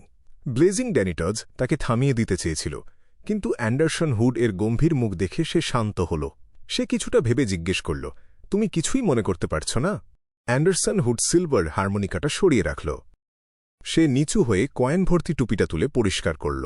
সে বলল, শেষবার মনে পড়ে বায়ামে ক্লাইন মোরেত্তির সাথে ছিলাম। আমরা আলাদা হওয়ার পর আমি কারো সাথে দেখা করতে গিয়েছিলাম। যখন জ্ঞান ফিরল তখন দেখি আমি এখানে। সে হাসল, ধুর, এসব নিয়ে ভেব না। আমি তো বেঁচে আছি। দুপুর প্রায় হয়ে এলো, চলো খেয়ে আসি। শুনেছি বেরেন্সে পোর্ক নাকল খুব বিখ্যাত। কথা বলতে বলতে সে টুপি আর কয়েনগুলো পাশের এক ভিখারির কাছে রেখে দিল। ব্লেজিং ড্যানিটস গরম, ক্ষুধা আর ক্লান্তিতে অস্থির ছিল, তাই খাবার কথা শুনে সে চাঙ্গা হয়ে উঠল। সে জিজ্ঞেস করল, তুমি কি ডুটেনিস জানো? অ্যান্ডারসন হুড হেসে ফেলল। সে বলল, তুমি কি ওয়েস্ট ব্যালামে গুপ্তধন শিকারী হিসেবে আমার অ্যাডভেঞ্চারের কথা শোনোনি? ব্লেজিং ড্যানিটস ভাবল, ঠিকই তো, আমি তো অ্যান্ডারসন হুডকেই খুঁজছিলাম ওয়েস্ট ব্যালামের তথ্য পেতে। এখানকার পরিস্থিতি বিশৃঙ্খল আর বেশ বিপজ্জনক। অ্যান্ডারসন হুড পাশে থাকলে আমি নিশ্চয়ই নিরাপদে থাকব। তাছাড়া আমার একজন দোভাষীও হয়ে যাবে, যদিও তাকে নিয়োগ করার মতো টাকা আমার নেই। ব্লেজিং ড্যানিটস একটু হাসল। সে বলল, তাহলে তো নিশ্চিন্ত। চলো। লাগেজটা নিয়ে সে আর অ্যান্ডারসন হুড পাশের প্রধান রাস্তায় গিয়ে একটা রেস্টুরেন্ট খুঁজে নিল। ওয়েটারকে স্থানীয় ভাষায় কথা বলতে দেখে আর মেনুতে দুর্বোধ্য সব লেখা দেখে ব্লেজিং ড্যানিটসের মাথা ঝিমঝিম করে উঠল। সে তাড়াহুড়ো করে অ্যান্ডারসন হুডকে বলল, সব দায়িত্ব তোমার। সে অ্যান্ডারসন হুডের দিকে মেনুটা এগিয়ে দিল। অ্যান্ডারসন হুড মেনুটা নিল না, শান্ত গলায় বলল, আমিও তো এটা পড়তে পারি না। ব্লেজিং ড্যানিটস অবাক হয়ে বলল, তুমি না বললে তুমি ডুটেনিস জানো? অ্যান্ডারসন হুড হাত জোড়া উপরে তুলল। সে বলল, আমি তো তা বলিনি। ওয়েস্ট ব্যালামে বারবার গুপ্তধন খুঁজতে আসা আর ডুটানিস জানা কি একই কথা? ব্লেজিং ড্যানিটসের কণ্ঠস্বরে বিরক্তি ফুটে উঠল। সে একটু রেগে বলল, ডুটানিস না জানলে তুমি প্রাচীন মন্দির বা দুর্গের ধ্বংসাবশেষে লেখাগুলো কিভাবে বোঝো? কিভাবে গুপ্তধন খোঁজো? অ্যান্ডারসন হুড ওয়েটারের দেয়া কাপটা হাতে নিয়ে 1 চুমুক পান করল। সে বলল, যে সমস্যা ডিকশনারি দিয়ে সমাধান করা যায় তা কোনো সমস্যাই না। তাছাড়া ডুটানিজ না জানলে কি সাদার্ন কন্টিনেন্টের মানুষের সাথে যোগাযোগ করা যায় না? কথা শেষ করে সে ওয়েটারের দিকে ফিরল। ইন্টিস ভাষায় সে বলল, 2টো স্পেশাল পোর্ক নাকল দাও। ওয়েটার কিছুই বুঝতে পারল না, শুধু মেনুর দিকে ইশারা করতে থাকল। অ্যান্ডারসন হুড একটুও ঘাবড়াল না। সে শান্তভাবে নাক চেপে শূকরের ডাক নকল করল।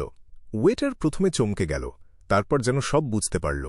অ্যান্ডারসন হুড তার আঙুলের গাঁটের দিকে ইশারা করল, আর মেনুর বেরেন্স লেখাটার দিকে আঙুল দেখাল, তারপর আঙুল দিয়ে 2 সংখ্যাটা বোঝাল। ওয়েটার নিজের ভাষায় কিছু বলে বারবার মাথা নাড়াল। ব্লেজিং ড্যানিটজ পাশে বসে অবাক হয়ে এসব দেখছিল। কিছু অঙ্গভঙ্গি আর সামান্য কয়েকটা ডুটানিজ শব্দ ব্যবহার করে সে খাবার অর্ডার করল। সে ব্লেজিং ড্যানিটজের দিকে ঘুরে হাসল।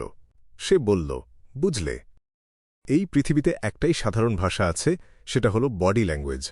ব্লেজিং ড্যানিটজ স্তব্ধ হয়ে দাঁড়িয়ে রইল। সে শুধু ঠোঁটের কোণে একটা হাসি ফোটাল। একটি ক্যারেজ ওয়েস্টবরো থেকে বেরিয়ে মোড় নিয়ে দক্ষিণ দিকে ছুটল। কিছুক্ষণের মধ্যেই সেটি একটি সামরিক ঘাঁটির সামনে গিয়ে থামল। কর্নেল ক্যালভিনের চিঠি আর একজন জুনিয়র অফিসারের সাহায্য নিয়ে ক্লাইন মোরেত্তি সফলভাবে ঘাঁটির ভেতরে ঢুকল। সে মাটির তৈরি একটা চত্বরে এসে পৌঁছাল। সেখানে রাখা ছিল বিশাল এক নীল আর সাদা রঙের আকাশযান। আকাশযানটি কয়েক ডজন মিটার লম্বা। এর কাঠামোটা বেশ শক্ত, হালকা কম্পোজিট ধাতব ফ্রেম দিয়ে তৈরি। ফ্রেমগুলো একে অপরের সাথে জোড়া লাগানো, আর তার ওপরে বসানো আছে শক্ত কাপড়ের কুশন। তার নিচে বসানো আছে মেশিন গান, প্রজেক্টাইল লঞ্চার আর কামান। এই মুহূর্তে বাষ্পীয় ইঞ্জিনটা বন্ধ, প্রোপেলারগুলো নড়ছে না। চারপাশটা একদম শান্ত। ক্লাইন মোরেত্তি তার পরিচয়পত্র আর নথিপত্র গেটের অফিসারকে দিল। অনুমতি পাওয়ার পর সে লাগেজটা হাতে নিয়ে আকাশযানের সিঁড়ি দিয়ে উপরে উঠল। এটি অনেকটা 3টি অংশবিশিষ্ট জাহাজের মতো। ওপরের অংশে জটিল যন্ত্রপাতি আর কার্গো রাখার জায়গা। মাঝখানের অংশে বাফেট আর অনুষ্ঠানের জন্য বিশাল হলঘর। হলের চারপাশে করিডোর আছে, যা ওপর আর নিচের অংশের সাথে যুক্ত। এই করিডোরগুলোতে লাউঞ্জও রয়েছে। একদম নিচের অংশে মেশিন গান, প্রজেক্টাইল লঞ্চার, কামান আর সৈন্যদের কেবিন। রাইফেল হাতে গার্ডদের পাশ কাটিয়ে ক্লাইন মোরেত্তি অফিসারের নির্দেশ মেনে তার জন্য নির্দিষ্ট লাউঞ্জটা খুঁজে নিল। সে সোফার পাশে তার লাগেজটা রাখল। এরপর টেবিল থেকে 1 কাপ পানি নিয়ে জানালার কাছে গিয়ে বাইরের দৃশ্য দেখতে লাগল। সত্যি বলতে সে সব বিষয়ে সামান্যই জানত। আকাশযানের নকশা সম্পর্কে তার কোনো ধারণাই ছিল না। এটি কতটা উঁচুতে উড়তে পারবে বা কতটা স্থিতিশীল থাকবে সে কিছুই জানত না। এই অনিশ্চয়তা তাকে কিছুটা অস্বস্তিতে ফেলল। রওনা হওয়ার আগে সে ধোঁয়াশার উপরে গিয়ে একটা ডিভিনেশনও করেছিল। সে ইঙ্গিত পেয়েছিল যে তার যাত্রা বেশ মসৃণ হবে। মনে হচ্ছে নিরাপত্তা বেল্টের ব্যবস্থা আছে। এই জগতের আকাশযান শিল্পের অনেক পুরনো ইতিহাস। সব দিক থেকেই তাদের বেশ অভিজ্ঞতা আছে। ক্লাইন মোরেত্তি যখন বাইরের দৃশ্য থেকে চোখ সরিয়ে ঘরের ভেতরের সাজসজ্জা আর মোমবাতির আলো দেখছিল, তখনই সে একদল মানুষকে এয়ারশিপ 134-5 দিকে আসতে দেখল। তারা সব পুরুষ আর নারী, প্রত্যেকের পরনে পাতলা কালো ট্রেঞ্চকোট আর লাল গ্লাভস। তাদের হাতে নানা আকারের চামড়ার স্যুটকেস। তাদের মধ্যে কেবল একজন অদ্ভুত মিডিয়ামের পোশাক পরে আছে। তার চোখের পাতায় নীল আইশ্যাডো আর গালে ব্লাশ। সে আর কেউ নয়, ডালি সাইমন। আর সেই নারীর পেছনে কালো চুলের সবুজ চোখের লিওনার্ড মিচেল। কেউ লক্ষ্য করেনি, কিন্তু হঠাৎ লিওনার্ড মিচেলের হাঁটার গতি ধীর হয়ে গেল। সে আকাশযানের মাঝখানের দিকে তাকাল। তার চোখের তারায় প্রতিফলিত হল ধূসর ছাই রঙের চুল আর নীল চোখের ডোয়েন দান্তেশ, যে একটা স্যুট আর বোটাই পরে দাঁড়িয়ে আছে। এই ভদ্রলোক জানালার আড়ালে দাঁড়িয়ে একগাল হেসে হাতে থাকা কাপটা উপরে তুলল।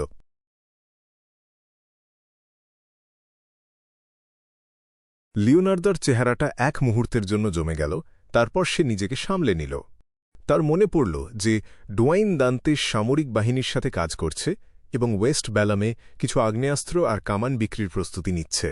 তাই সামরিক বাহিনীর একটা এয়ারশিপে এই ভদ্রলোককে দেখে অবাক হলেও বিষয়টা খুব একটা অস্বাভাবিক মনে হল না। লিওনার্দো ভাবল, কেন সে এত দ্রুত ওয়েস্ট ব্যালামের দিকে যাচ্ছে? এমনের আগমন কি তার ওপর কোনো চাপ সৃষ্টি করল? লিওনার্দো তার টিমমেটসদের সাথে গ্যাংওয়ে দিয়ে হাঁটতে শুরু করল। তারা সবাই সোজা গিয়ে বসল তাদের জন্য রাখা বিশাল এক লাউঞ্জে। রেড গ্লাভসরা সিটে বসার কিছুক্ষণের মধ্যেই একটা ভারী গুঞ্জন শোনা গেল। প্রোপেলার ঘোরার শব্দ আর নানা ধরনের ঘর্ষণের আওয়াজে লাউঞ্জের মেঝে আর দেয়াল হালকা কাঁপতে শুরু করল। কাঁপুনিটা বাড়ার সাথে সাথে এয়ারশিপটা একটু দুলতে শুরু করল, তারপর ধীরে ধীরে আকাশে উঠে স্থিতিশীল হল। ক্লাইন মোরেত্তি ততক্ষণে সিটে বসে সিটবেল্ট আটকে নিয়েছিল। সে কৌতূহলী চোখে চারপাশটা দেখছিল, যেন এই প্রথম সে এমন অদ্ভুত উপায়ে উঠছে। সে মনে মনে ভাবল, টেক অফটা খুব একটা মসৃণ না, উচ্চতাও বেশ কম, তবে ঝড় না থাকায় ঝাঁকুনিটা সহ্যের মধ্যেই আছে। জানি না এটা কিভাবে তৈরি করল। ক্লাইন সামনের জানালা দিয়ে বাইরের দিকে তাকিয়ে রইল, কিন্তু সিটবেল্ট খোলার বা হাঁটাচলা করার কোনো চেষ্টাই করল না। তার কোনো উচ্চতা ভীতি ছিল না, যদিও অল্প স্বল্প ভয় তার সবসময়ই থাকত। এর আসল কারণ হল সে কিছুক্ষণের জন্য ক্রিপিং হাঙ্গার পড়েছিল, আর তার কাছে তখন শর্ট ডিস্টেন্স ফ্লাইট এবং টেলিপোর্ট করার ক্ষমতা ছিল। সে আসলে একজন ডেসি টাইকুনের মতো অভিনয় করছিল, যে জীবনে প্রথমবার কোনো এয়ারশিপে চড়ছে। ঠিক তখনই ক্লাইনের আধ্যাত্মিক উপলব্ধিতে একটা সাড়া পড়ল। সে দ্রুত দাঁত কেলিয়ে স্পিরিট ভিশন সক্রিয় করল। সে দেখল চারপাশের রঙগুলো ঘন হয়ে একে অপরের ওপর জমে যাচ্ছে। মেঝে থেকে যেন একটা ঝর্ণার মতো হাড় বেরিয়ে আসছে। চোখের পলকে সেটা 4 মিটার লম্বা এক বিশাল কঙ্কালে পরিণত হল। এই কঙ্কালের চোখের কোটরে আগুনের শিখা জ্বলছে। তার হাত দুটো ঝুলে আছে, আর তাতে ধরা আছে একটা ভাঁজ করা চিঠি। ক্লাইন ভাবল, মিস্টার অ্যাজিক এর মেসেঞ্জার। সে কি তবে অবশেষে তার রূপান্তর শেষ করে সুস্থ হল? চিঠিটা নেওয়ার জন্য সে উঠে দাঁড়ানোর চেষ্টা করল, কিন্তু পেটের কাছে সিটবেল্ট বাঁধা থাকায় সে আটকা পড়ে গেল। সে হাত বাড়িয়ে সিটবেল্ট খুলতে যাবে, এমন সময় কঙ্কাল মেসেঞ্জারটা নিচু হয়ে চিঠিটা তার হাতে গুঁজে দিল। ক্লাইন অবাক হয়ে কঙ্কালের চোখের আগুনের দিকে তাকাল। কৃতজ্ঞতা স্বরূপ সে হালকা মাথা নাড়ল। সে বুঝতে পারল কেন মেসেঞ্জারটা নিচ থেকে না এসে মেঝে ফুঁড়ে অর্ধেক শরীর বের করল না। কারণ এটা একটা সামরিক এয়ারশিপ। রেড গ্লাভস ছাড়াও এখানে আরও অনেক বিয়ন্ডার থাকতে পারে। তাদেরও আধ্যাত্মিক উপলব্ধি আর নানা ধরনের স্পিরিট ভিশন আছে। তারা চাইলেই এই মেসেঞ্জারের উপস্থিতি টের পেয়ে যেত। ক্লাইন বিড়বিড় করে বলল, তবে এভাবে কুঁজো হয়ে চিঠি দেওয়াটা তো খুব একটা ভদ্রতা হল না। এর চেয়ে ওটা আগে যেভাবে আসত সেটাই ভালো ছিল। সে দেখল কঙ্কাল মেসেঞ্জারটা ঝাপসা হাড়ে পরিণত হয়ে নিচে ঝর্ণার মতো মিলিয়ে গেল। বিশাল সেই লাউঞ্জে ড্যালি সিমন, যে এখনও নিজেকে স্পিরিট মিডিয়াম বলতেই পছন্দ করে, হঠাৎ মাথা ঘুরিয়ে তার উল্টো দিকের রুমটার দিকে তাকাল। তার ভ্রু সামান্য কুঁচকে গেল, চোখ দুটো সরু হল। ডেলি দ্রুত তার দৃষ্টি সরিয়ে নিয়ে এক লো র্যাঙ্কিং অফিসারকে ডাকল, যে ওয়েটারের কাজ করছিল। সে বলল, আমাকে একটা ককটেল বানিয়ে দাও। ব্ল্যাক র্যান্ড আর শ্যাম্পেন অর্ধেক অর্ধেক করে। অফিসারটা সিটবেল্ট খুলে মেঝেতে ঝালাই করা বারের দিকে হাঁটতে হাঁটতে বলল, এটা খুব অদ্ভুত একটা মিশ্রণ, ম্যাম। নীল আইশ্যাডো আর ব্লাশ লাগানো ডেলি হাসি মুখে বলল, আমি অদ্ভুত স্বাদ নিতেই পছন্দ করি। কথাটা বলেই সে ক্যাজুয়ালি জানতে চাইল, এই এয়ারশিপে সামরিক বাহিনীর অফিসার আর আমাদের ছাড়া আর কেউ আছে? অফিসারটা বারের ক্যাবিনেট খুলতে খুলতে উত্তর দিল, জি আছে, একজন ব্যবসায়ী। নাম ডোয়াইন দান্তেস। সে মিনিস্ট্রি অফ ডিফেন্সের সাথে কাজ করছে। ডোয়াইন দান্তেস। ডেলি একটু অবাক হয়ে চোখ সরিয়ে নিল। সে আবার জিজ্ঞেস করল, কি ধরনের কাজ? তার ডান পাশে বসে থাকা লেনার্ড মিচেল অবচেতনভাবেই তার বসার ভঙ্গি বদলে ফেলল। সে তার ডান পা বাম পায়ের ওপর থেকে সরিয়ে বাম পা ডান পায়ের ওপর তুলল। অফিসারটা মাথা নাড়িয়ে বলল, আমি ঠিক জানি না, তবে সম্ভবত সাদার্ন কন্টিনেন্টে ওই ভদ্রলোকের অভিজ্ঞতার সাথে এর কোনো সম্পর্ক আছে। ডেলি কিছুক্ষণ ভাবল, তারপর বিরতি দিয়ে বলল, সাদার্ন কন্টিনেন্ট। সে আর কোনো প্রশ্ন করল না। উল্টো দিকের ছোট লাউঞ্জটাতে ক্লাইন ততক্ষণে চিঠিটা খুলে গুরুত্বের সাথে পড়তে শুরু করল।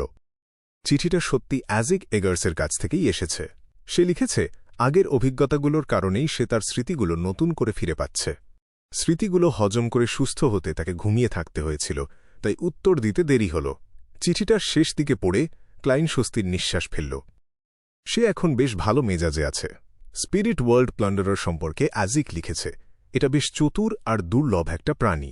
ওরা ছদ্মবেশ ধরতে খুব ওস্তাদ, তাই এদের খুঁজে বের করা খুব কঠিন। এদের একটা বৈশিষ্ট্য হল এরা খুব আক্রমণাত্মক, যেটা তুমি কাজে লাগাতে পারো। তবে ওরা বিপজ্জনকও বটে। এমনকি সিকোয়েন্স 4-এর কাছাকাছি শক্তি থাকলেও সাবধান থাকতে হবে, না হলে তুমি নিজেই হয়তো এদের সোল অ্যাভাটার হয়ে যেতে পারো। এর সঠিক বৈশিষ্ট্য কি বা স্পিরিট ওয়ার্ল্ড প্লান্ডারাররা কোথায় বেশি সক্রিয় তা আমি ঠিক জানি না। আমার পরামর্শ হল, তুমি আয়ুর মোরিয়ার কাছে প্রার্থনা করো। সে মানুষের প্রতি বেশ বন্ধুত্বপূর্ণ এবং এ বিষয়ে সে তোমাকে সাহায্য করতে পারবে। এই রিচুয়ালের মূল চাবিকাঠি হল সঠিক নাম আর প্রতীক। একবার যদি তুমি স্পিরিট ওয়ার্ল্ড প্লান্ডারারের ক্লু পেয়ে যাও, তবে কিছুক্ষণ অপেক্ষা করতে পারো। আমি হয়তো তোমাকে কিছুটা সাহায্য করতে পারব। ক্লাইন ডান হাত দিয়ে তার মুখের 2 কোণা টিপে ধরল। ভাবল, আমি কিভাবে তোমাকে কষ্ট দেব। সে পৃষ্ঠা উল্টে শেষ পাতাটা পড়ল। সেখানে লেখা ছিল, একইভাবে আমি আবার ওই গ্লাভটা সিল করতে তোমাকে সাহায্য করব। আমি তোমাকে এটা সিল করার উপায় শিখিয়ে দিতে চাই না তা নয়, তবে আমার মনে হয় না তুমি এটা করতে পারবে। এর জন্য আন্ডারওয়ার্ল্ডের শক্তি দরকার, আর অন্তত একজন আনডাইংয়ের পক্ষে এটা করা সম্ভব। যাই হোক, আমি শীঘ্রই হয়তো কিছুটা ফাঁকা সময় পাব। আমার মনে আছে তুমি ডেথের আংটির কথা বলেছিলে। ক্লাইন দীর্ঘশ্বাস ফেলে কবজি ঝাড়া দিল। তার হাতের কাগজটা জ্বলে উঠে ছাই হয়ে গেল। তারপর সেই ছাই মেঝের সাথে ঝালাই করা ডাস্টবিনে ভেসে পড়ল। সে ভাবল, মিস্টার অ্যাজিকের খুব একটা পরিবর্তন হয়নি, অন্তত চিঠিতে তো তা বোঝা যাচ্ছে না। যদিও সে অ্যাজিকের কাছ থেকে স্পিরিট ওয়ার্ল্ড প্লান্ডারারের কোনো ক্লু পায়নি, তবুও সে বুঝতে পারল যে ডেথের এই বংশধর ক্যালডেরন সিটির কথাও মনে করতে পারছে না। তার ধারণা এই রহস্যময় স্পিরিট ওয়ার্ল্ড শহরটার সাথে আন্ডারওয়ার্ল্ডের কোনো সম্পর্ক নেই। থাকলে মিস্টার অ্যাজিক হয়তো কিছু মনে করতে পারত, তবুও ক্লাইন ঠিক করল সে চিঠির রিপ্লাইতে ক্যালডেরন সিটি নিয়ে আরও জানতে চাইবে। সে ভাবল, যাই হোক, আশা তো রাখা যায়। তাছাড়া আমাকে মিস্টার অ্যাজিককে জানাতে হবে যে আমি এখন সাদার্ন কন্টিনেন্টে আছি। ক্লাইন উত্তরের বিষয়বস্তু নিয়ে গভীরভাবে ভাবতে শুরু করল, তবে সে তখনই লেখা শুরু করল না। তার ভয় হচ্ছিল এয়ারশিপে থাকা অন্য বিয়ন্ডাররা হয়তো তার আধ্যাত্মিক সাড়া টের পেয়ে যাবে। সে জানালা দিয়ে বাইরে তাকাল। চারপাশটা অন্ধকার আর নীরব। অন্ধকার আকাশের দিকে তাকিয়ে ক্যাটেলিয়া তার দৃষ্টি সরিয়ে নিল, তারপর কলম তুলে নিয়ে শব্দগুলো নিয়ে ভাবতে শুরু করল। সে লিখল, উত্তরটা এর কোনোটিই নয়। প্রথমে সে কিছুটা বিভ্রান্ত ছিল যে কেন কুইন মিস্টিক সরাসরি জিজ্ঞেস করেনি হোম কি। তার বদলে সে দুটো অনুমান দিয়েছিল। এতে করে প্রশ্নটার উত্তর ভুল হওয়ার সম্ভাবনা বেড়ে যায়। কিন্তু পরে সে ভাবল, কুইন মিস্টিক অনেক আগে থেকেই এটা ভেবে রেখেছে, কারণ এই প্রশ্নটা করা হচ্ছে এমন এক গোপন সত্তাকে যাকে প্রাচীন ঈশ্বর বলে সন্দেহ করা হয়। ডায়েরির ২০টা পৃষ্ঠা দেওয়ার পর প্রতিটি প্রচেষ্টার জন্য সে একটা করে উত্তর পাচ্ছিল। তাই ৩টি পৃষ্ঠা অনেক মূল্যবান হলেও এম্পারার রাসেলের মানসিক আর আধ্যাত্মিক হোম কোথায় তা জানার কাছে কিছুই না। হয়তো এর ভেতরে এমন কোনো গোপন তথ্য আছে যা একটা কার্ড অফ ব্লাসফেমির চেয়েও বেশি মূল্যবান। তার মেজাজটাও যেন অনেকটা জেদি। সে অন্য কিছুতে যেতে রাজি নয়, তাই সে দুটো অপশন দিয়ে দিয়েছে যাতে একটা বাদ দিয়ে বা সরাসরি কনফার্মেশন নিয়ে উত্তর পাওয়া যায়। এটা অবশ্য প্রশ্নের মান কমিয়ে দেয়, কিন্তু এটা সমমূল্যের বিনিময় নীতি মেনে চলে। ভাবতে ভাবতে ক্যাটেলিয়া কিছু একটা মনে করল। তখন সে ছোট ছিল, তাকে সব ধরনের তথ্য নিয়ে শিক্ষিত করা হচ্ছিল। কুইন মিস্টিক তখন তাকে পরীক্ষা করত আর বলত যে কোনো প্রশ্নের উত্তর দেওয়ার ক্ষেত্রে অসুবিধা কমানোর ৩টি উপায় আছে। প্রথমটা হল ভুল অপশন বাদ দেওয়া, দ্বিতীয়টা হল জাহাজের কোনো নির্দিষ্ট ব্যক্তির সাহায্য চাওয়া, তৃতীয়টা হল 7 লাইটসের কারো কাছে প্রার্থনা করে উত্তর পাওয়া। তবে তার পূর্ব শর্ত হল তাকে নিজে রিচুয়ালটা সম্পূর্ণ করতে হবে। স্পষ্টতই কুইন মিস্টিক অসুবিধা কমানোর জন্য প্রথম পদ্ধতিটাই বেছে নিয়েছে। ক্যাটেলিয়া ভাবল, ছোটবেলায় হার ম্যাজেস্টিরও কি এমন কোনো অভিজ্ঞতা হয়েছিল? দুটো ভুল অপশন বাদ দেওয়ার পর জানি না সে আসল উত্তরের কতটা কাছাকাছি আছে। তার অভিব্যক্তি কিছুটা নরম হয়ে গেল। সে লিখল, আমার কাছে থাকা তথ্য অনুযায়ী ব্যাকল্যান্ডে একটা ঝড় আসছে। তোমার মঙ্গল হোক। সে সরাসরি এমআই নয়, এর ডেপুটি ডাইরেক্টর বা রাজপরিবারের পরামর্শদাতার কথা উল্লেখ করল না। এসব খবর তো ট্যারট ক্লাবের সদস্যদের মধ্যে শেয়ার করা হয়েছে। মিস্টার ফুলের অনুমতি ছাড়া এসব সরাসরি কুইন মিস্টিককে জানানো ঠিক হবে না। চিঠিটা ভাঁজ করে ক্যাটেলিয়া কুইন মিস্টিক বার্নাডেটের মেসেঞ্জারকে ডেকে পাঠাল বেরেন্স হারবার। তখন সন্ধ্যা। ড্যানিটস আর অ্যান্ডারসন একটা হোটেলে গিয়ে উঠল যেটা একজন ইন্টিজ অভিবাসী খুলেছে। তারা অবশেষে ভাষা নিয়ে কোনো ঝামেলা ছাড়া একটা থাকার জায়গা পেল। লাগেজ রেখে ড্যানিটস সাথে সাথে স্যান্ডো আর তার বক্সিং গ্লাভস পরে সিঁড়ির দিকে ছুটল। অ্যান্ডারসন উল্টো দিকের দরজায় হেলান দিয়ে মজা করে জিজ্ঞেস করল, আর কিছু কি বাকি আছে? ড্যানিটস একটা বিদ্রুপাত্মক আওয়াজ করে বলল, আমি বাইরে যাচ্ছি একটা ডিকশনারি কিনতে। তোমার বডি ল্যাঙ্গুয়েজ দেখাচ্ছে এটা অনেক বেশি কাজের। কয়েকদিনের মধ্যেই আমি কয়েকটা সাধারণ শব্দ শিখে ফেলব। অ্যান্ডারসন তার বাম হাতে থাকা কালো গ্লাভস দিয়ে থুতনিটা ঘষল। সে বলল, তোমার বক্সিং গ্লাভসটা তো দৈত্যের দেহাবশেষ থেকে তৈরি, তাই না? ওটার নেতিবাচক প্রভাব কি? ড্যানিটস ঝটপট বলল, খুব তাড়াহুড়ো করা, কোনো কিছু ভাবার আগেই কাজ করে ফেলা। কথাটা বলেই সে চুপ হয়ে গেল।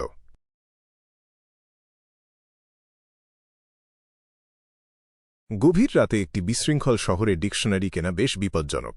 তাছাড়া ব্লেজিং ড্যানিটসকে দেখতে অনেকটা ইন্টিস থেকে আসা মানুষের মতো লাগছিল। তার ওপর এভাবে গ্লাভস পরে থাকাটা ঠিক হবে না। ব্লেজিং ড্যানিটস কয়েক সেকেন্ড হতভম্ব হয়ে দাঁড়িয়ে থাকল, তারপর নিজের বক্সিং গ্লাভসটা খোলার চেষ্টা করল। অর্ধেক খোলার পর সে হঠাৎ থেমে গেল, এবং ওয়ান আইড অ্যান্ডারসনকে ভালো করে লক্ষ্য করল। যখন দেখল অ্যান্ডারসন তার বাম হাতে একটা ব্ল্যাক গ্লাভ পরে আছে, তখন সে হালকা হাসল এবং নিজের গ্লাভসটা আবার পরে নিল। ব্লেজিং ড্যানিটস মৃদু হেসে বলল, আমার মনে হয় সাদার্ন কন্টিনেন্টের এই জায়গাগুলোতে টিকে থাকার জন্য শক্তি প্রয়োজন। ওয়ান আইড অ্যান্ডারসন তার থুতনিতে হাত বুলোতে বুলোতে একই রকম ভাব নিয়ে বসে রইল। সে জিজ্ঞেস করল, তাহলে এখন কি করার পরিকল্পনা করছ? ব্লেজিং ড্যানিটস সিঁড়ির দিকে ইশারা করে বলল, আমি হোটেলের মালিককে খুঁজে তার ডিকশনারিটা ধার করার পরিকল্পনা করছি। আমার মনে হয় সে তার বাচ্চাদের ডুটানিজ শেখাচ্ছে। ওয়ান আইড অ্যান্ডারসন ঠোঁট মাখিয়ে বলল, আইডিয়াটা মন্দ না, কিন্তু ডিকশনারি থাকলেও তুমি খুব তাড়াতাড়ি এটা আয়ত্ত করতে পারবে না। যদিও কিছু শব্দ শিখতে পারো, তবুও সেটা বেশ কঠিন হবে, কারণ এখানকার ভাষা নর্দার্ন কন্টিনেন্টের থেকে সম্পূর্ণ আলাদা। সে পরামর্শ দিল, তোমার ক্যাপ্টেন তোমাকে গড অব নলেজ অ্যান্ড উইজডমের ডোমেনে রিচুয়ালিস্টিক ম্যাজিক শিখিয়েছেন, তাই না? ব্লেজিং ড্যানিটস কোনো দ্বিধা ছাড়াই মাথা নেড়ে বলল, হ্যাঁ। ওয়ান আইড অ্যান্ডারসন হাততালি দিয়ে উঠল। ব্লেজিং ড্যানিটস কিন্তু তৎক্ষণাৎ মাথা নাড়ল। সে বলল, আমি লর্ড অব স্টর্মসের ভক্ত, গড অব নলেজ অ্যান্ড উইজডমের নই। অতীতে যে রিচুয়ালিস্টিক ম্যাজিকগুলো কাজ করেছিল তার কারণ আমার ক্যাপ্টেন। সে ওয়ান আইড অ্যান্ডারসনকে এক পলক দেখল, তারপর বলল, তুমি কি সিগার এ জন্ম নাওনি? লেনবার্গ এ বড় হওনি? আমার ক্যাপ্টেনের সহপাঠী ছিলে না? তাহলে তো তুমি নিজেও গড অব নলেজ অ্যান্ড উইজডমের ভক্ত। তুমি নিজে রিচুয়াল করলে সেটা কি বেশি কার্যকর হতো না? ওয়ান আইড অ্যান্ডারসন মাথা নাড়ল এবং হেসে বলল, একই ভক্ত হওয়া সত্ত্বেও যারা আসলে উত্তর পায় তারা সংখ্যালঘু। সে চিন্তিত হয়ে বলল, সবচেয়ে ভালো উপায় হল চার্চ অব নলেজের কোনো প্রিস্ট বা বিশপকে খুঁজে বের করা। তাদের দিয়ে চার্ন তৈরি করা যায়। আমার মনে পড়ছে, বেরেন্স হারবারে লেনবার্গ থেকে আসা কিছু তীর্থযাত্রী আছে। কাল তাদের সাথে দেখা করলে কেমন হয়? ব্লেজিং ড্যানিটস যখন হ্যাঁ বলতে যাচ্ছিল, তখনই তার মনে সন্দেহ দানা বাঁধল।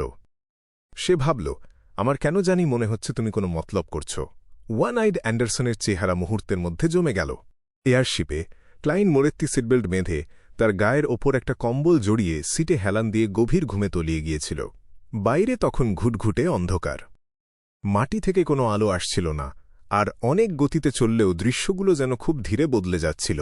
সবকিছুই শান্ত এবং নিস্তব্ধ মনে হচ্ছিল। কিছুক্ষণ পর ক্লাইন মোরেত্তি হঠাৎ ঝটকা দিয়ে জেগে উঠল এবং ঘাড় ঘোরাল।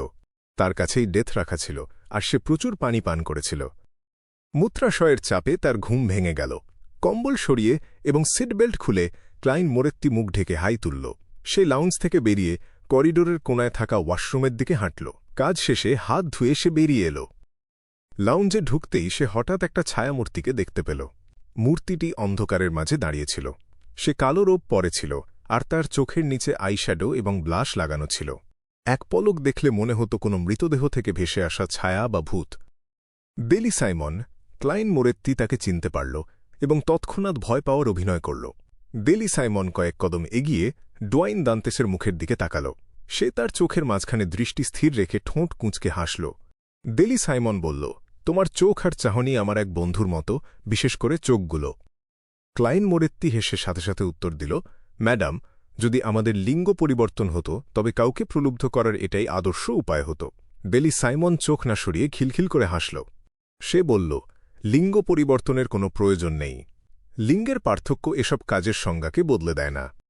যদি অন্য কোনো সময় হতো তবে আমি হয়তো তোমাকে বিছানায় নিয়ে যাওয়ার জন্য বা এমনকি বিয়ের পিঁড়ি পর্যন্ত নিয়ে যাওয়ার জন্য ছলনা করতাম, কিন্তু এখন আমার তেমন কোনো ইচ্ছা নেই। আমি তোমার চোখের কারণে কাছে এসেছি, যা আমাকে সেই বন্ধুর কথা মনে করিয়ে দেয়। ক্লাইন মোরেত্তি মনে মনে ভাবল, বেলি সাইমনের সাথে কথা বলাটা সত্যিই খুব চাপের। আমি তাকে কথা বলার সুযোগ দিতে পারি না, নাহলে সে বুঝতে পারবে যে ডোয়াইন দান্তেস এমন কোনো ক্যাসানোভা নয় যার রুচি খুব বিস্তৃত বা যে রোম্যান্স বিশেষজ্ঞ। বরং সে কোনো আকর্ষণীয় মহিলার সামনে অনভিজ্ঞ এক যুবক ছাড়া আর কিছুই নয়। আমাকেই এই কথোপকথনের নিয়ন্ত্রণ নিতে হবে। ক্লাইন মোরেত্তি দুষ্টুমি করে সরাসরি জিজ্ঞেস করল, ম্যাডাম, আপনি কি আপনার সেই বন্ধুকে পছন্দ করেন? বেলি সাইমন 1 সেকেন্ডের জন্য থমকে গেল, তারপর ভ্রু কুঁচকে মাথা নিচু করে হাসল। সে বলল, এটা লুকিয়ে রাখার মতো কিছু নয়। যদি সে তোমার মতো হতো, মহিলার সামনে এগিয়ে আসার সাহস দেখাত, আর একটি ইঙ্গিতপূর্ণ পরিবেশ তৈরি করতে পারত, তাহলে হয়তো আমাদের এখন সন্তানও থাকত। দুর্ভাগ্যবশত সে খুব রক্ষণশীল মানুষ। আমার সাথে কথা বলার সময় সে শুধু কাজ বা তার অভিজ্ঞতার কথা বলত। আমি কোনো ইঙ্গিত দিলেই বা কোনো কৌতুক করলেই সে অস্বস্তিতে পড়ে যেত। সে প্রায়ই চলে যাওয়ার অজুহাত খুঁজত। সে দেখতে বুড়োটে লাগত, নিজের চুলের যত্ন নিত না। তার স্মৃতিশক্তিও খারাপ ছিল, এমনকি সে আমার জন্মদিনও ভুলে গিয়েছিল। যখনই তার কথা ভাবতাম আমি রেগে যেতাম, ইচ্ছা হতো তাকে বিছানায় ফেলে হাতগুলো বিছানার রেলিংয়ের সাথে বেঁধে রাখি। ক্লাইন মোরেত্তি দেলি সাইমনের মাথার দিকে বিষণ্ণ চোখে তাকিয়ে তাকে থামানোর জন্য দীর্ঘশ্বাস ফেলল। সে বলল, ম্যাডাম, আপনি অনেক বেশি বলে ফেলেছেন।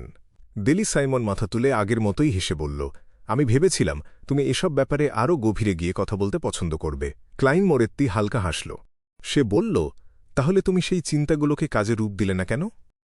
আমি বুঝতে পারছি তুমি এমন কোনো মহিলা নও যে শুধু কথাই বলে যেতে পারে। দেলি সাইমন উপহাস করল। সে বলল, আন্দাজ করো। তারপর সে মাথা নাড়ল এবং বলল, আমি তোমাকে বিরক্ত করছি না, এটা বলার জন্য ধন্যবাদ। কথা বলতে বলতে সে রেড গ্লাভস যেখানে ছিল সেই বড় লাউঞ্জের দিকে এগিয়ে গেল। ক্লাইন মোরেত্তি মাথা নাড়তে নাড়তে নিজের ঘরে ফিরে গেল, তার ঠোঁটের কোণে হালকা হাসি লেগেছিল। বড় লাউঞ্জের দরজায় পৌঁছানোর পর দেলি সাইমন ফ্লোরবোর্ডের দিকে তাকিয়ে হঠাৎ একটা খোলা জুতার ফিতা দেখতে পেল। সে দৃষ্টি উপরে তুলতেই দেখল লিওনার্ড মিচেল দাঁড়িয়ে আছে, যার চোখ দুটো সবুজ। লিওনার্ড মিচেল নিচু গলায় বলল, তার অনেক গোপন রহস্য আছে, সে খুব সাধারণ মানুষ নয়। দেলি সাইমন হেসে মাথা নাড়ল। সে বলল, আমি জানি। কথা শেষ করে সে দ্রুত লিওনার্ড মিচেলকে পাশ কাটিয়ে বড় লাউঞ্জের ভেতরে ঢুকে গেল। কয়েক মিটার যাওয়ার পর সে গতি ধীর করল এবং আবার মাথা নিচু করল। লিওনার্ড মিচেল দরজায় দাঁড়িয়ে বাইরের আলো থেকে আসা দীর্ঘ ছায়াগুলো দেখছিল। ধীরে ধীরে এবং নিঃশব্দে সে দীর্ঘশ্বাস ফেলল। ছোট লাউঞ্জের ভেতরে ক্লাইন মোরেত্তি দরজার কাছে দাঁড়িয়ে ডান হাত দিয়ে কপাল ঘষছিল। সে পাথরের মূর্তির মতো দাঁড়িয়ে রইল। সিটি অফ সিলভারে বার্গ বাড়িতে বসে ডেরিক বার্গ ব্ল্যাক ফেস্ট গ্রাসের গুঁড়ো থেকে তৈরি রুটি চিবোচ্ছিল। সে মনোযোগ দিয়ে সাম্প্রতিক সময়ে অসম্পূর্ণ থাকা কাজগুলোর তালিকা করছিল। সে ভাবল, আমি এখনও বিজারো বেইনের তথ্য পাইনি যা মিস্টার ওয়ার্ল্ডের দরকার। আমার এখনও সিকোয়েন্স 5 ভ্যাম্পায়ার বিয়ন্ডার ক্যারেক্টারিস্টিকের জন্য প্রয়োজনীয় পয়েন্ট নেই। আমার মাত্র 3 জন বন্ধু আছে, তা যথেষ্ট নয়। সাবেক চিফের সমাধিস্থল নিয়ে আমার কাছে থাকা ক্লুগুলোও খুব কম।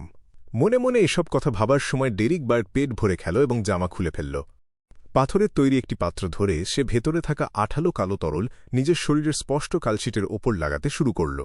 যদিও সিটি অফ সিলভারের আশেপাশে শুধু খাবার যোগ্য ব্ল্যাক ফেস্ট গ্রাস পাওয়া যেত, তবে সেখানে আরও অনেক অদ্ভুত ধরনের গাছপালা ছিল। বিভিন্ন ক্ষমতার ব্যবহার করে তারা এমন অন্ধকার পরিবেশে বেড়ে উঠত যেখানে শুধু বিদ্যুৎ ছাড়া আর কিছুই থাকত না। সিটি অফ সিলভারের একটি ঐতিহ্য ছিল বিভিন্ন উদ্ভিদ বাছাই করা এবং সেগুলোর সাথে দানবের অঙ্গপ্রত্যঙ্গ মিশিয়ে বিভিন্ন ধরনের মলম তৈরি করা। এগুলো বেশিরভাগ আঘাত এবং রোগের চিকিৎসার জন্য খুব কার্যকর ছিল। এর ফলে বাসিন্দারা ছোটখাটো সমস্যায় মারা যেত না। এগুলো ছিল সেই ম্যাজিক্যাল মেডিসিন, হোলি অয়েন্টমেন্ট এবং অ্যাসেনশিয়াল অয়েল ফর্মুলাগুলোর সরল সংস্করণ, যা প্রজন্মের পর প্রজন্ম ধরে ডেমন হান্টাররা তাদের পোষণ থেকে পেত। এভাবে এই নিম্নস্তরের পণ্যগুলো এক ঐতিহ্যে পরিণত হল। ডেরিক বার্গ মলমটি লাগানোর পর কড়া গন্ধটা একবার শুঁকে জামা পরে নিল। তখনই হঠাৎ দরজায় কড়া নাড়ার আওয়াজ শুনতে পেল। তার মন সতর্ক হয়ে উঠল আর সে থান্ডার গজ রোড তুলে ধরল, যেটির গাঢ় নীল হাতুড়িতে বিদ্যুতের স্ফুলিঙ্গ ঘুরছিল। সে সাবধানে দরজার দিকে এগিয়ে গেল, অন্ধকারে হঠাৎ বেরিয়ে আসা কোনো দানবকে মারার জন্য প্রস্তুত হয়ে।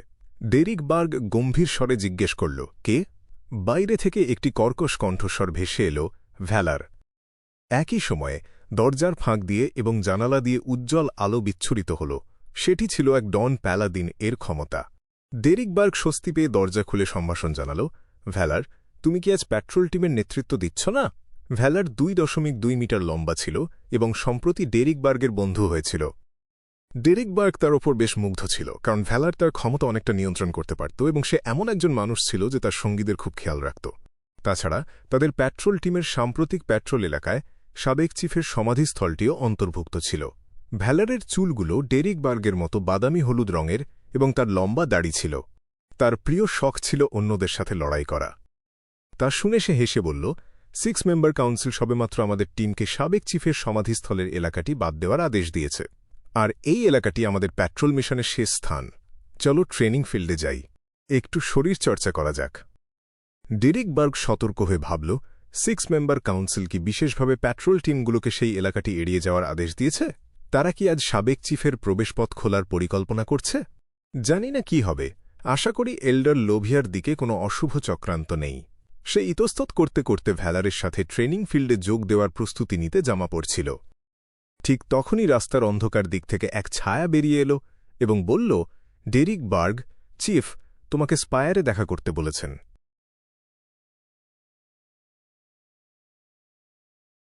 শহরের সবচেয়ে উঁচু টাওয়ারের চূড়ায় কলিন ইলিয়াডের ঘরে আলো এসে পড়ছিল। কলিন ইলিয়াডের শরীর সিটি অফ সিলভারের মানুষের মতোই লম্বা। তার চুলগুলো ধূসর, এলোমেলো আর বেশ অগোছালো।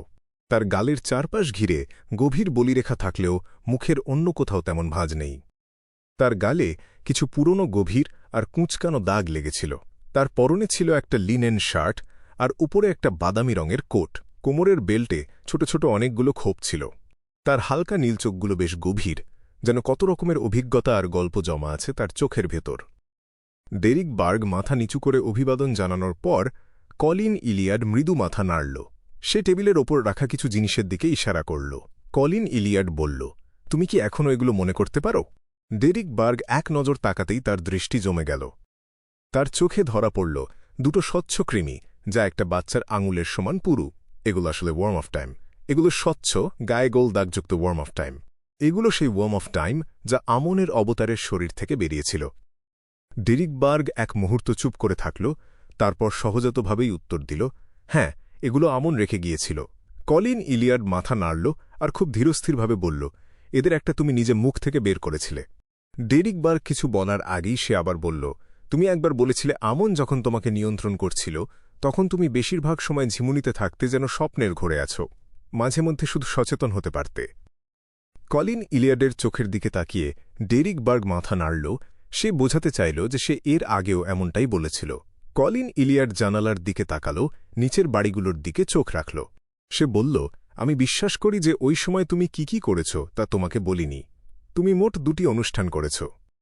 এর মধ্যে একটাতে গোপন কোনো কাজ করার উপাদান ছিল আর অন্যটা ছিল বলিদান দেওয়ার মতো। তুমি কোনো এক বিশেষ উত্তর পেয়েছিলে। তোমার কি এসবের কোনো কথা মনে আছে? সত্যি বলতে, আমি যখন মিস্টার ফুলের সাহায্য চেয়েছিলাম আর অ্যামনের অবতারকে দূর করার জন্য গোপন রিচুয়াল করেছিলাম, তখন আমি নজরদারিতে ছিলাম। ডেরিক বার্গ চিফ ক্যাবিনেট সেক্রেটারির কথায় মোটেও অবাক হল না। মিস্টার হ্যাংডম্যান আগেই তাকে সতর্ক করেছিলেন যে সিটি অফ সিলভারের প্রবীণদের অভিজ্ঞতার কাছে কোনো অস্বাভাবিক আচরণ গোপন রাখা অসম্ভব। তাই ডানজন থেকে বের হওয়ার পর থেকেই সে যে নজরদারিতে ছিল এটা নিশ্চিত। রিচুয়াল করার সময় যে ছায়া থেকে কেউ বেরিয়ে এসেছিল তাতে এই ধারণা আরও জোরালো হল। ডেরিক বার্গ ভাবনার ভান করে মাথা নাড়ল। সে বলল, আমার কিছু মনে পড়ছে না। কলিন ইলিয়াড আর চোখে তাকে লক্ষ্য করছিল। সে মাথা ঘুরিয়ে দীর্ঘশ্বাস ফেলে বলল, ভালো করে মনে করার চেষ্টা করো। আমনের ফেলে যাওয়া এই 2টি কৃমি খুব মূল্যবান বিয়ন্ডার উপাদান। আমি এগুলো ব্যবহারের উপায় খুঁজছি। যদি গোপনে এগুলো দিয়ে কিছু বানানো যায় তবে এটা এমন এক ট্রাম্প কার্ড হবে যা কেউ জানে না। কঠিন সময়ে এটা খুব গুরুত্বপূর্ণ ভূমিকা রাখতে পারে। কলিন ইলিয়াড আরও বলল, তুমি যে 2টি অনুষ্ঠান করেছিলে তার কোনো চিহ্ন, পুরনো মন্ত্র বা রহস্যময় কিছু হয়তো তোমার মনে আছে যা আমরা কাজে লাগাতে পারি। একটু ভালো করে ভাবো। আগে হলে ডেরিক বার্গ হয়তো চিফ ক্যাবিনেট সেক্রেটারির কথা শুধু ওপর বুঝত, কিন্তু এখন সে বাক্যের আড়ালের অর্থটা কয়েক সেকেন্ড দেরি হলেও ধরতে পারছিল। কলিন ইলিয়াড বলল, আমি জানি তোমার আর আমনের মধ্যে এখনও একটা যোগাযোগ আছে। আমরা সিটি অফ সিলভারের আগের চিফের মাজার খুলে ফেলব। এল্ডার লোভিয়া আর তার দলের হাত থেকে সিটি অফ সিলভারকে বাঁচাতে আমার বাড়তি কিছু ট্রাম্প কার্ড দরকার। তুমি যোগাযোগ করার চেষ্টা করো। মিস্টার হ্যাংডম্যান ঠিকই বলেছিলেন। উচ্চস্তরের বিয়ন্ডার হওয়ার অর্থই হল বিপদ সামলানোর অভিজ্ঞতায় সমৃদ্ধ হওয়া আর ধাঁধায় কথা বলা তাদের অভ্যাসে পরিণত হয়। এটা দুপক্ষের জন্যই নিজেদের পথ খোলা রাখার একটা উপায়। ডেরিক বার্গ হঠাৎ অনুভব করল যে সে একটা বিশেষ কৌশল ধরতে পেরেছে। চিফ ক্যাবিনেট সেক্রেটারির লক্ষ্য যখন এল্ডার লোভিয়া আর ফলেন ক্রিয়েটরের প্রভাব কমানো, তখন সে অনুভব করল তারও কিছু করা দরকার। তবে ওয়ার্ম অফ টাইম কিভাবে ব্যবহার করতে হয় সে বিষয়ে তার কোনো ধারণাই ছিল না। সে শুধু ভাবল মিস্টার ফুলের কাছে প্রার্থনা করবে, হয়তো তিনি কোনো সাহায্য করতে পারবেন। ডেরিক বার্গ বলল, আমি মনে করার আপ্রাণ চেষ্টা করব। আমার একটা শান্ত ঘর দরকার। কলিন ইলিয়াড মনে হয় তৈরিই ছিল। সে করিডোরের দিকে ইশারা করল। সে বলল, করিডোরের অনেকগুলো ঘরই এখন খালি, নিজেই একটা বেছে নাও। ডেরিক বার্গ অভিবাদন জানিয়ে ঘর থেকে বেরিয়ে এলো আর একটা অব্যবহৃত ঘরে ঢুকল। সে কাঠের দরজা আটকে দিয়ে অন্ধকার কোণে বসল। চোখ থেকে হালকা আলো বের হতেই সে নিচু স্বরে প্রার্থনা শুরু করল। ডেজি বে, অ্যাসকোসন হারবার। ক্লাইন মোরেত্তি স্যুটকেস হাতে নিয়ে এয়ারশিপ থেকে নামল, মিলিটারি বেস থেকে তৈরি রাখা গাড়িতে করে শহরে যাওয়ার প্রস্তুতি নিল। ডালি সিমন, লিওনার্ড মিচেল আর অন্য রেড গ্লাভসরা অনেক আগেই এয়ারশিপ থেকে নেমেছিল। ক্লাইন মোরেত্তিকে সবার শেষে নামার ব্যবস্থা করা হয়েছিল, তাই তাদের সাথে আর দেখা হল না। শহরে ঢুকে একটা হোটেলে থাকার জায়গা খুঁজে নিল সে। গতরাতে ভালো ঘুম না হওয়ায় একটু বিশ্রামের প্রস্তুতি নিল। হঠাৎ সে অস্পষ্ট আর স্তরে স্তরে সাজানো অনেকগুলো আবেদন শুনতে পেল। মনে হচ্ছে লিটল সানের ডাক। ক্লাইন মোরেত্তি মুখ ঢেকে হাই তুলল আর একটা ছোট ওয়াশরুমে ঢুকল। খুব কষ্টে 4 কদম ঘড়ির উল্টো দিকে হেঁটে সে গ্রে ফগের ওপরে পৌঁছে গেল। আশামতোই লাল তারাটা জলজল করছিল, যেটা দ্য সানকে নির্দেশ করে। সে তার স্পিরিচুয়ালিটি ছড়িয়ে দিয়ে তারাটার সাথে যোগাযোগ করল আর খুব দ্রুতই বুঝতে পারল দ্য সান কি নিয়ে প্রার্থনা করছে। সিটি অফ সিলভারের চিফ লিটল সানকে জিজ্ঞেস করছে না, সে আসলে আমন ভেবে তাকে জিজ্ঞেস করছে কিভাবে ওয়ার্ম অফ টাইম ব্যবহার করতে হয়। ক্লাইন মোরেত্তি ভাবল, ভাগ্যিস আমার আগে এমন অভিজ্ঞতা ছিল আর আমি উত্তরটা জানি। কিন্তু ওয়ার্ম অফ টাইম ব্যবহার করে ফেট সাইফন চার্ম বানানো হলে তার জন্য তো দ্য ফুলের কাছে প্রার্থনা করতে হবে। এটা কি সরাসরি ফাঁস করে দেবে না যে লিটল সানের পেছনে আমন নয়, অন্য কোনো অজানা অস্তিত্ব আছে? ক্লাইন মোরেত্তি টেবিলের ধারে টোকা দিয়ে গম্ভীরতার সাথে ভাবতে লাগল কিভাবে উত্তর দেওয়া যায়। 1 মিনিটেরও কম সময় সে নতুন করে ভাবল আর বুঝতে পারল তার দুশ্চিন্তাগুলো অর্থহীন। প্রথমত, শেফার্ড এল্ডার লোভিয়া ছাড়া, যে ফলেন ক্রিয়েটরের কাছ থেকে কিছু তথ্য পেতে পারে, সিটি অফ সিলভারে আর কেউ আমনকে চেনে না। সবাই হয়তো ভাববে যে আমন হল অ্যাঞ্জেল অব টাইম, যে দ্য ক্রিয়েটরের পাশে থাকা 8 জন কিং অব অ্যাঞ্জেলের একজন। তাই দ্য ফুল নামে কোনো অস্তিত্বের কথা জানলেও তারা হয়তো ভাববে এটা আমনের আসল রূপ, অথবা এমন কোনো দেবতা যাকে আমন এখন বিশ্বাস করে। দ্বিতীয়ত, দ্য ফুল এর হনরিফিক নেম এখন আর ফলেন ক্রিয়েটর, আমন বা এল্ডার লোভিয়ার কাছে গোপন কিছু নয়। সিটি অফ সিলভারের আরও মানুষ জানলে খুব একটা সমস্যা হবে না। তৃতীয়ত, চিফ কলিন ইলিয়াড শুধু একজন ডেমন হান্টার। এমনকি যদি সে দ্য ফুল এর অনরিফিক নেম জানে আর একটা গ্রেড 0 সিল্ড আর্টিফ্যাক্টও থাকে, তবুও সে আমার কিছু করতে পারবে না। আমন বা ফলেন ক্রিয়েটর, ও তো মাঝরাতে আমার দরজায় কড়া নাড়েনি। সবশেষে 6 মেম্বার কাউন্সিলের চিফ নিজেই লিটল সানের সমস্যাটা আগে থেকে জানে। সে শুধু সেটা সরাসরি প্রকাশ করেনি। তার চিন্তা যখন এগোচ্ছিল, সে অনুভব করল তার আরও সাহসী হওয়া দরকার। ক্লাইন মোরেত্তি ভাবল, হয়তো এটা কাজে লাগিয়ে আমি আরও 1-2 অনুসারী বা বেলিভার তৈরি করতে পারি। ভবিষ্যতে লিটল সানকে আর একা লড়তে হবে না। তাছাড়া আমনের অবতারকে মুছে ফেলার সময়ের চেয়ে আমি এখন আরও অনেক উন্নতি করেছি। আমার কাছে এখন রহস্যময়তার আরও গভীর জ্ঞান আছে। আমি সি গড সেপ্টার ব্যবহার করতে পারি আর গ্রে ফগের ওপরে থাকা রহস্যময় জায়গার আরও অনেক শক্তি নাড়াতে পারি। কোনো সিকোয়েন্স চার্ড ডামিগোডের সাথে মোকাবিলা করার সময় রিচুয়াল নিয়ে আমার ভয় পাওয়ার কিছু নেই। আমি যদি তাকে গ্রে ফগের ওপর টেনে আনার মতো ভুল না করি, তবেই হল।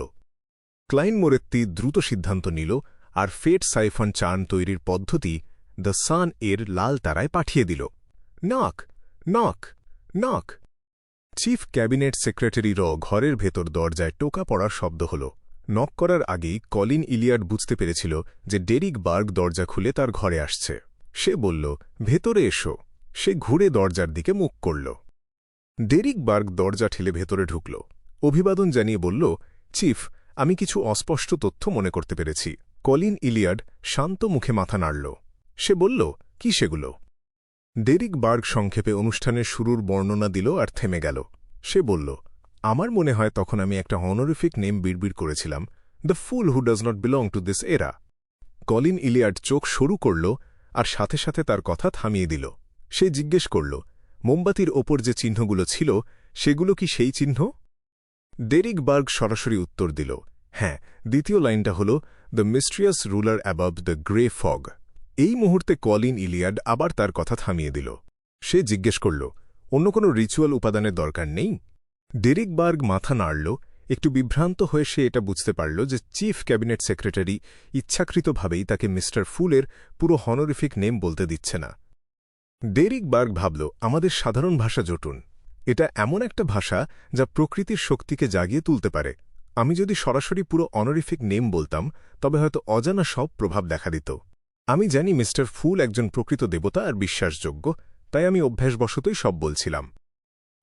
কিন্তু চিফ তো সেটা জানে না। ডেরিক বার্গ একটু স্বস্তি পেল। সে বলল, তৃতীয় line, the king of yellow and black who wells good luck. Colin Iliad চুপচাপ শুনল, তারপর মাথা নাড়ল। সে বলল, খুব ভালো। যদিও আমি নিশ্চিত নই যে তুমি যা মনে করেছ তা কোনো কাজে আসবে কি না, তবুও এটা একটা বড় অবদান। আমি কাউকে দিয়ে তোমার অ্যাকাউন্টে এটা জমা করিয়ে দেব। এখন ফিরে যাও, অথবা লাইব্রেরিতে গিয়ে কিছুক্ষণ বই পড়ো। ডেরিক বার্গ মাথা নিচু করে বলল, ঠিক আছে চিফ। সে কোনো আবেগ ছাড়া দ্রুত ঘর থেকে বেরিয়ে গেল। কলিন ইলিয়াড তাকে চলে যেতে দেখল, তারপর নিজের ডেস্কে ফিরে গিয়ে বসল।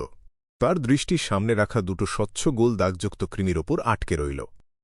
কৃমিগুলোর পাশে একটা নোটবুক ছিল, তাতে একটা গোপন চিহ্ন আঁকা, যাতে একটা অর্ধেক চোখ আর অর্ধেক কুঁচকানো রেখা ছিল। কলিন ইলিয়াডের দৃষ্টি বেশ কিছুক্ষণ স্থির হয়ে রইল, যেন সে পাথর হয়ে গেছে। বেশ কিছুক্ষণ পর সে আস্তে আস্তে উঠে দাঁড়াল আর 3টি মোমবাতি বের করল।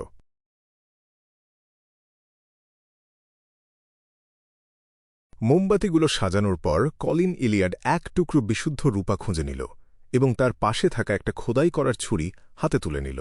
স্থির হাতে সে তালুর আকারের একটা চার্মের পাত্র খোদাই করল।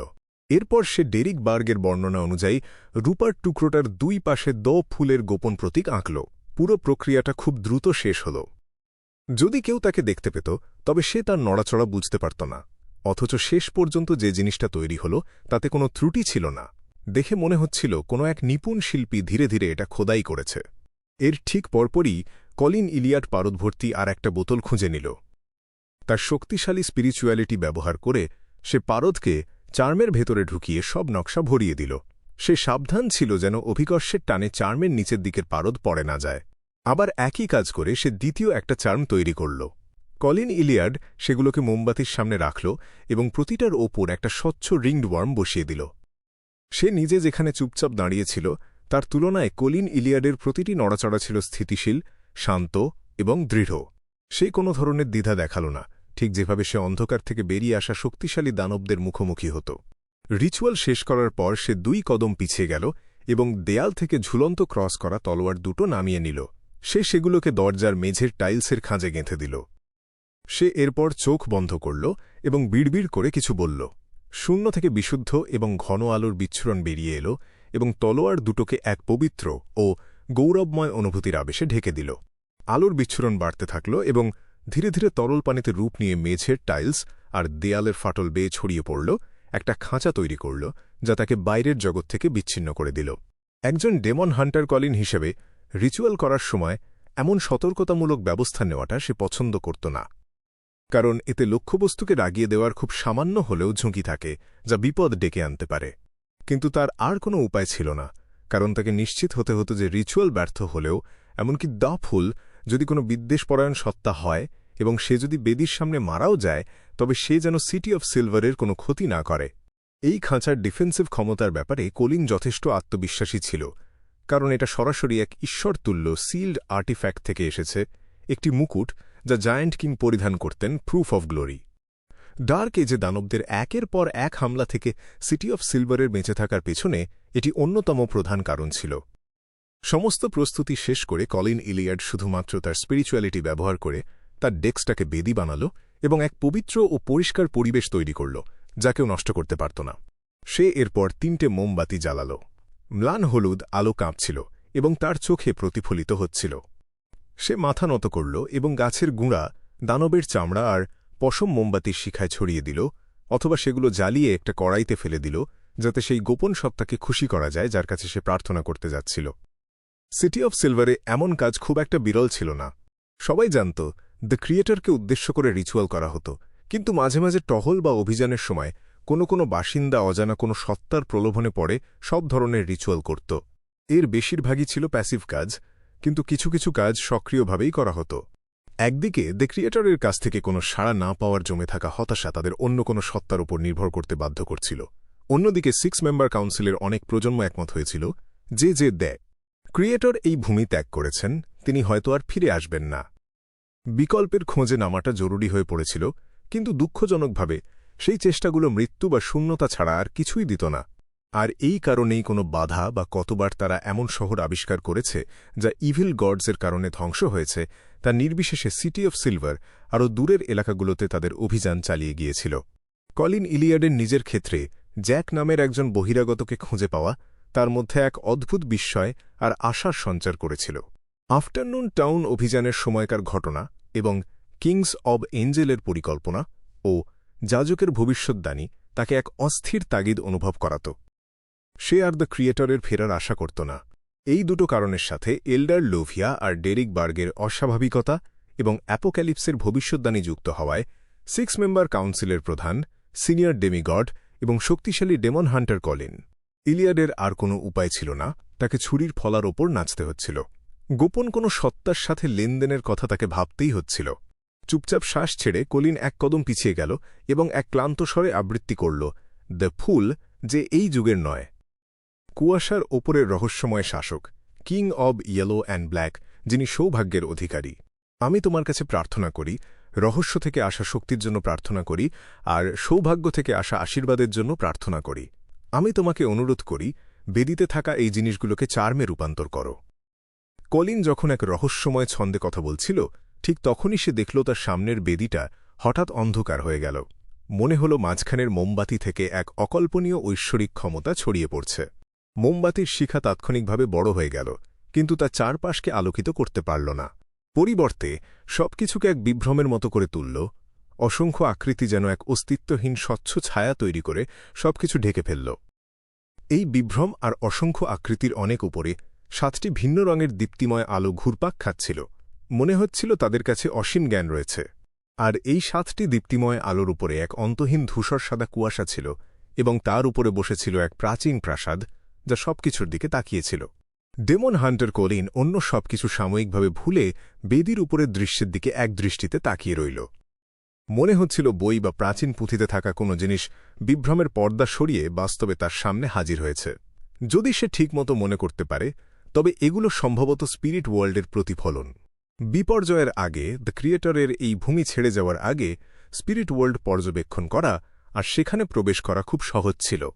স্পিরিট ওয়ার্ল্ড এখন কেবল সিটি অফ সিলভারের পাঠ্য বই আর বিভিন্ন রেকর্ডে সীমাবদ্ধ, কিন্তু কেউ সেটা স্পর্শ করতে পারত না। ঠিক এই মুহূর্তে এক কর্কশ বিভ্রমের শব্দ শোনা গেল। কুয়াশা আর স্পিরিট ওয়ার্ল্ডের ওপর নজর রাখা প্রাচীন প্রাসাদটি যেন তার দরজা খুলে দিল। এর ঠিক পরপরই কলিন দেখল মোমবাতির সামনে থাকা অসম্পূর্ণ চার্মগুলো থেকে এক ধূসর আভা বের হচ্ছে। এরপর সেগুলোর নকশা জ্বলে উঠল এবং একে অপরের সাথে মিলে হঠাৎ এক তীব্র আলোর বিচ্ছুরণ ঘটিয়ে রূপার ফয়েল আর রিংড ওয়ার্মগুলোকে ঢেকে দিল।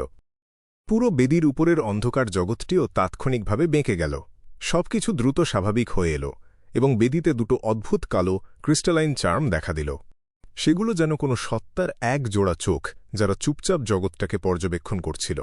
ডেমন হান্টার কলিন হতবাক হয়ে তার দৃষ্টি সরিয়ে নিল এবং মাথা নত করল। গম্ভীর স্বরে সে বলল, তোমার আশীর্বাদের জন্য ধন্যবাদ, তোমার প্রশংসা করি। সে দেরি করল না, দ্রুত রিচুয়াল শেষ করে সিল সরিয়ে ফেলল। এসব করার পর সিটি অফ সিলভারের 6 মেম্বার কাউন্সিলের প্রধান ডেস্কে ফিরে এল এবং দুটো আমন অ্যাভাটার রেমনেন্টস থেকে তৈরি চার্ম দুটো তুলে নিল। এই মুহূর্তে তার মন এখনও আগের দেখা দৃশ্যটার ওপর আটকে ছিল। মরমিবিদ্যার জ্ঞান অনুযায়ী যারা স্পিরিট ওয়ার্ল্ডের উঁচুতে অবস্থান করে, তাদের প্রাচীন পুঁথিতে 7 লাইটস হিসেবে উল্লেখ করা হয়েছে। তাদের দেবতাদের কাছাকাছি মনে করা হতো, কিন্তু কোনো রেকর্ডেই লেখা ছিল না 7 লাইটসের উপরে কি আছে অথবা ধূসর কুয়াশা কিসের প্রতীক। তারা এটা বলেনি যে ধূসর কুয়াশায় ঘেরা প্রাচীন প্রাসাদ, যা পুরো স্পিরিট ওয়ার্ল্ডের ওপর নজর রাখছে, তা কিসের প্রতিনিধিত্ব করে। আর পুরো রিচুয়াল জুড়ে কলিন ইলিয়াড শুধু এটাই অনুভব করল যে ফুল যার কাছে সে প্রার্থনা করছে, সে স্থিতিশীল, রহস্যময় এবং সর্বশক্তিমান, মোটেও সেই ইভিল বিইংদের মতো নয় যারা প্রায়ই নিজেদের শক্তি জাহির করতে পছন্দ করে। এমন আচরণ সিটি অফ সিলভারের রেকর্ডের সাথে হুবহু মিলে যায় দ্য ক্রিয়েটর।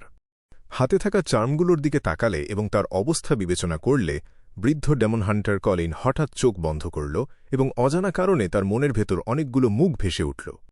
সেগুলো ছিল তার বাবা, মা, বড় ভাই, ছোট বোন, বড় ছেলে, ছোট ছেলে, মেয়ে এবং বড় নাতি, যাদের জীবন সে নিজে হাতে শেষ করেছিল। অনেক দিন ধরে এই বৃদ্ধ চিফ চুপচাপ রইল এবং তারপর হঠাৎ এক দীর্ঘশ্বাস ফেলল। 2583 বছর হয়ে গেল। 2583 বছর পর সিটি অফ সিলভার শেষ পর্যন্ত এক স্বাভাবিক সাড়া পেল, গির্জার মিনারের লাইব্রেরিতে। ডেরিক বার্গ প্রাচীন মিথের বিভাগে ছিল, যেখানে সে প্রায়ই আসত। তখনই সে এমন এক নোটবুক দেখল যা সে আগে কখনো দেখেনি। নোটবুকটার কভার কোনো এক অজানা দানবের চামড়া দিয়ে তৈরি। তার ওপর স্পষ্ট নকশা ছিল, আর ভেতরের পৃষ্ঠাগুলো পুরনো আর হলুদ হয়ে গিয়েছিল। রেকর্ডে লেখকের বিভিন্ন দানবের মুখোমুখি হওয়ার অভিজ্ঞতা লেখা ছিল। এই দানবগুলো বেশিরভাগই সিটি অফ সিলভারের পাঠ্য বইতে পাওয়া যায়। এমনকি তাদের বিশেষ বৈশিষ্ট্যগুলোও একই, তবে অসংখ্য যুদ্ধের অভিজ্ঞতা আর চিন্তাধারা ডেরিক বার্গকে সেগুলো পড়তে আগ্রহী করে তুলল। সে যখন পাতা উল্টাচ্ছিল, হঠাৎ তার চোখে পড়ল শেপশিফটার নামের এক দানব। এমন দানবদের যোগাযোগ করার মতো বুদ্ধি ছিল না, কিন্তু তারা লক্ষ্যবস্তুকে ধরতে ফাঁদ পাততে ওস্তাদ ছিল। তাছাড়া তারা অন্যের রূপ নিতে পারত এবং শিকার ধরার জন্য অদ্ভুত সব পদ্ধতি ব্যবহার করত। নোটবুকের মালিক তাদের অদ্ভুত আর বিপজ্জনক বলে মন্তব্য করেছিল। বিজারো বেইনের বৈশিষ্ট্য সম্পর্কে মিস্টার ওয়ার্ল্ডের অনুমানের সাথে এটা খুব মিলছে। শেপশিফটার কি বিজারো বেইন হতে পারে? ডেরিক বার্গ আনন্দিত বোধ করল এবং দ্রুত বাকি অংশ পড়ল। সে আবিষ্কার করল যে এই ধরনের দানব উত্তরে কোনো এক দূরের ধ্বংসপ্রাপ্ত শহরে বাস করে, আর সেই এলাকার অন্ধকারে থাকা দানবগুলো শক্তিশালী আর ভয়ঙ্কর। 6 মেম্বার কাউন্সিলের পক্ষেও তাদের কয়েকটির মোকাবিলা করা সম্ভব হয়নি।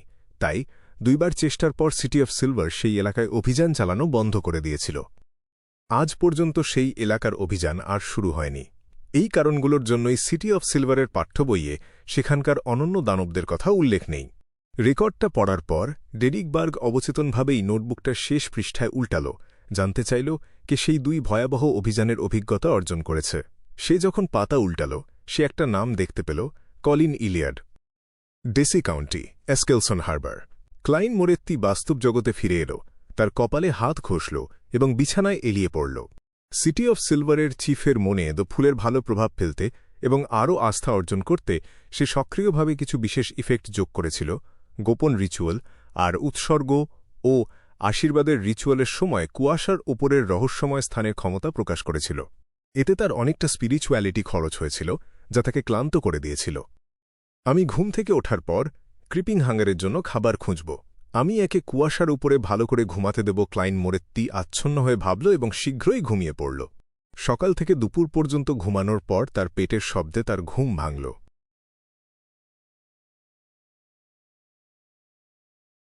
দেশিয়ের তৈরি পাইয়ের ভেতরে যে উপকরণগুলো দেওয়া হয় তা ব্যাকল্যান্ডের চেয়ে অনেক বেশি, তবে তারা স্থানীয় মশলা মেশাতে বেশি পছন্দ করে। প্রথম কয়েকবার কামড় দেওয়ার সময় একটু অদ্ভুত লাগছিল, কিন্তু অভ্যাস হয়ে যাওয়ার পর এটি এক দারুণ স্বাদের খাবার মনে হল। ক্লাইন মোরেত্তি হোটেলের ভেতরে বসে একমুখ তেলের পাই খাচ্ছিল আর একমুখ শীতল সতেজ মিষ্টি আইসটি পান করছিল। সে বেশ শান্তির জীবনযাপন করছিল। পেট ভরে খাওয়ার পর সে সাথে সাথে ব্যাগ গুছাল না। চেয়ারের পাশে রাখা টপ হ্যাটটা তুলে নিয়ে সে মাথায় দিল। সেই মুহূর্তেই তার বাঁ হাতের তালু হঠাৎ স্বচ্ছ হয়ে গেল এবং তার পুরো শরীর মিলিয়ে যেতে থাকল। ক্লাইন মোরেত্তি স্পিরিট ওয়ার্ল্ডে প্রবেশ করল। তার পরিকল্পনা ছিল সেখান দিয়ে যাত্রা করে বার্সার্ক সি এর পোটো হারবারে পৌঁছানো। সে ক্রিপিং হাঙ্গারের জন্য খাবারের খোঁজে সেখানে যাচ্ছিল। আইজ্যাকের সাথে সে যে জায়গায় ছিল সেটা ডেসি বেয়ের অংশ হলেও সেটি উপকূলের ধারে কোনো জায়গা ছিল না, কারণ এটি একটি দ্বীপ। এটি ছিল ডেসি বেয়ের একেবারে দক্ষিণের দ্বীপ এবং একে পেরিয়ে যাওয়ার মানেই হল বার্সার্ক সিতে প্রবেশ করা। তাই ক্লাইন মোরেত্তি যখন পূর্বনির্ধারিত কোঅর্ডিনেটগুলোর দিকে এগোল, তখন তার চোখের সামনে এক অদ্ভুত দৃশ্য ভেসে উঠল। স্পিরিট ওয়ার্ল্ডের বাতাসের প্রবাহগুলো যেন জমাট বেঁধে ঘূর্ণিতে পরিণত হয়েছিল। সেগুলো বিশাল এক এলাকা জুড়ে গর্জনের সাথে ঘুরছিল। চারপাশ অন্ধকার আর আকাশে কালো মেঘের স্তর। সেই গভীর কালো মেঘের ভেতরে বিদ্যুতের ঝিলিক এমনভাবে দেখা যাচ্ছিল যেন পৃথিবী ধ্বংস হয়ে যাচ্ছে। সেই মুহূর্তে ক্লাইন মোরেত্তি অনুভব করল সে যেন এমন এক সমুদ্রে এসে পৌঁছেছে যা চিরকাল ঝড়ে বিধ্বস্ত। তবে সে নিশ্চিত ছিল যে এটা স্পিরিট ওয়ার্ল্ড। সত্যি, রহস্যবাদের অনেক বইয়ে ঠিক এমনই লেখা থাকে। ডেথের পতনের ফলে যে শক্তির সৃষ্টি হয়েছিল তা শুধু নর্দার্ন কন্টিনেন্ট আর সাউদার্ন কন্টিনেন্টের মাঝের আবহাওয়াকেই বদলে দেয়নি, বরং তা বিপর্যয় আর বিপদ দিয়ে ভরিয়ে দিয়েছে। এভাবেই এর নাম বার্জার্ক সি হয়েছে। তাছাড়াও এই শক্তি বাস্তবতা আর বিভ্রমের দেয়াল ভেঙে ফেলেছে, যা স্পিরিট ওয়ার্ল্ডকে ক্ষতিগ্রস্ত করেছে এবং একে অপরকে প্রভাবিত করছে। ক্লাইন মোরেত্তি বইয়ের সেই কথাগুলো মনে মনে যাচাই করছিল। তার মতে এমনটা না হলে নর্দার্ন কন্টিনেন্টের দেশগুলো এম্পেরর রোজেল গুস্তাভ নিরাপদ সমুদ্রপথ খুঁজে বের করার আগে সাউদার্ন কন্টিনেন্ট আক্রমণ করার সাহসই পেত না, কারণ বেশিরভাগ হাই সিকোয়েন্স বিয়ন্ডারদের জন্য সাধারণ প্রাকৃতিক বাধাগুলো পার হওয়া খুব একটা কঠিন কাজ ছিল না। রোজেল গুস্তাভ এর নিরাপদ সমুদ্রপথ শুধু ভৌগোলিকই নয়, বরং রহস্যময়ও বটে। এর মানে হল, যেহেতু বার্সার্ক সি এবং স্পিরিট ওয়ার্ল্ড একে অপরকে প্রভাবিত করছে এবং জুড়ে আছে, তাই ক্লাইন মোরেত্তি খুব সহজেই স্থানীয় সমুদ্রের ম্যাপ ব্যবহার করে স্পিরিট ওয়ার্ল্ডের বিপর্যয়গুলো এড়িয়ে যেতে পারছিল। আগের পড়া সব কথা মনে করে ক্লাইন মোরেত্তি সঠিক জায়গাটা খুঁজে নিল এবং অন্ধকার স্পিরিট ওয়ার্ল্ডে ঢুকে পড়ল। চারদিক থেকে বাতাসের গর্জন শোনা যাচ্ছিল। বাতাসের হালকা ঝাপটাও ক্লাইন মোরেত্তির আত্মা বা শিরদাঁড়া পর্যন্ত কাঁপিয়ে দিচ্ছিল। সে ভাবল, যদি সে tyrant card, black emperor card এবং আজিকের কপার হুইসেল ব্যবহার না করে স্পিরিট বডি হিসেবে এখানে আসত, তবে তার গুরুতর আহত হওয়ার ভালো সম্ভাবনা থাকত। আর যদি এটি নিরাপদ সমুদ্রপথ না হতো, তবে সে নিশ্চিত ছিল যে তার শারীরিক শরীর ডেথে ভরা কালো ঝড় সহ্য করতে পারত না।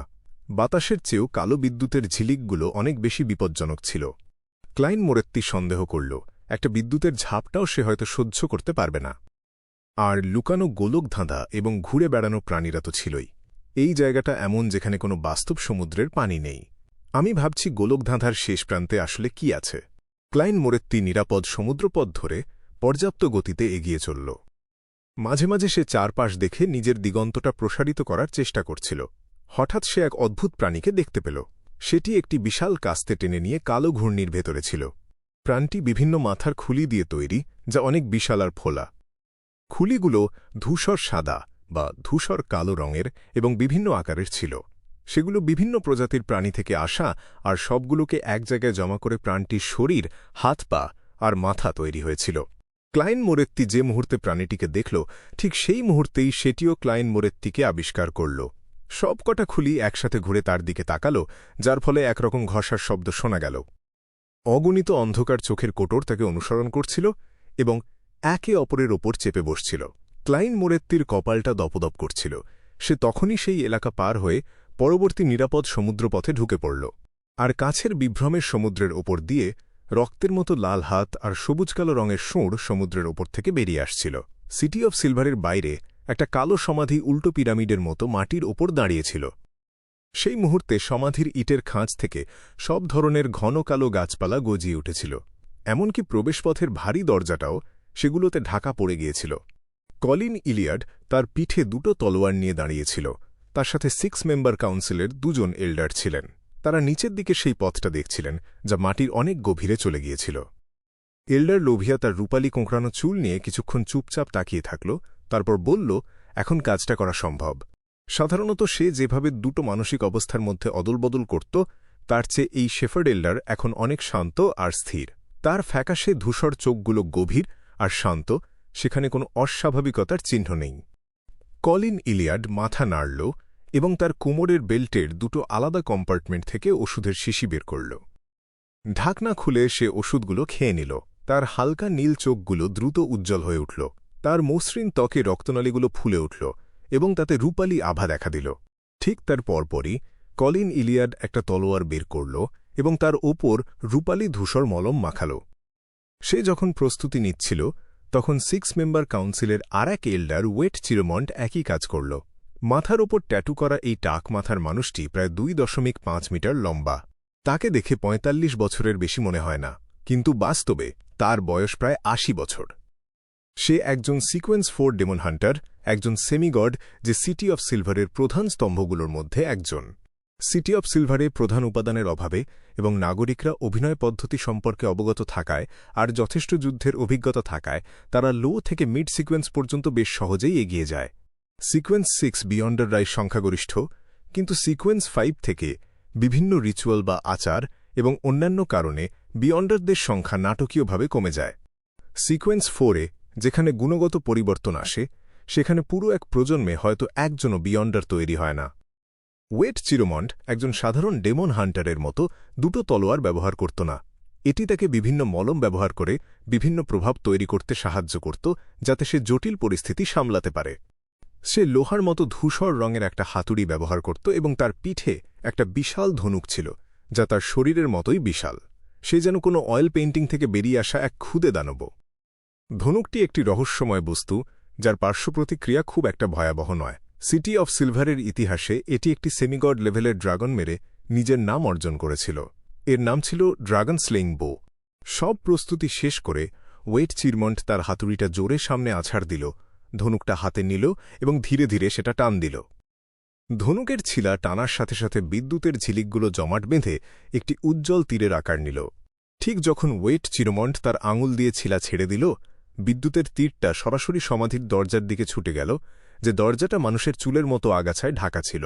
নীরবে ভারী দরজাটা যেন অনেক আগে থেকেই পচে গিয়েছিল। বিদ্যুতের বিস্ফোরণের সাথে সাথে দরজাটা টুকরো টুকরো হয়ে ভেঙে পড়ল, আর ভেতরে একটা গভীর পথ দেখা গেল। সেই পথটা হালকা সাদা আলোয় ঝিকমিক করছিল। পথটা চোখের দেখার সীমানার অনেক দূর পর্যন্ত চলে গিয়েছিল, যা এক অদ্ভুত ঠান্ডা আর ভয়ের অনুভূতি তৈরি করছিল। কলিন ইলিয়াডের চোখে হঠাৎ দুটো জটিল, গাঢ় সবুজ চিহ্ন দেখা দিল, আর সমাধির প্রবেশপথটা তার চোখের মণিগুলোতে প্রতিফলিত হল। কয়েক সেকেন্ড পর সে তার তলোয়ারটা বাঁকা করে ধরল এবং সমাধির ভেতরে ঢুকে পড়ল। ওয়েট চিরমন্ট ড্রাগন স্লেইং বো পিঠে ঝুলিয়ে হাতুড়িটা হাতে নিল এবং ঠিক তার পিছু পিছু এগিয়ে গেল। বেগুনি পোশাক পরা এল্ডার লোভিয়া একই রকম শান্ত ভঙ্গিতে ভাঙা দরজা দিয়ে ভেতরে ঢুকে পড়ল, তার 2 হাত একদম খালি। তারা যখন সিঁড়ি আর রাস্তা দিয়ে নিচে নামছিল, তখন 6 মেম্বার কাউন্সিলের এই 3 সদস্য পুরো শান্ত পরিবেশে কোনো অস্থিরতা দেখাল না। তারা নিজেদের পায়ের শব্দ চারদিকে প্রতিধ্বনি করতে দিল। একতলা নিচে নামার পর তারা হঠাৎ সামনে একটা নদী দেখতে পেল। এটি একটি বিভ্রমের নদী, যার রং কুচকুচে কালো। নদীর পানির নিচে চামড়া ছাড়ানো রক্তের রঙের হাত ছিল। সবুজ শিশুর মুখের মতো শিরা এবং চোখের মতো সুঁড়গুলো একে অপরের সাথে জড়িয়েছিল। তারা ওপরের দিকে হাতড়াচ্ছিল, যদি পাশ দিয়ে যাওয়ার মতো কিছু পাওয়া যায়। নদীটা প্রবেশপথের খুব কাছেই ছিল। সেখানে বিভিন্ন উচ্চতার কিছু মানুষ পুরনো কাপড় পরে পিঠ ফিরিয়ে দাঁড়িয়েছিল।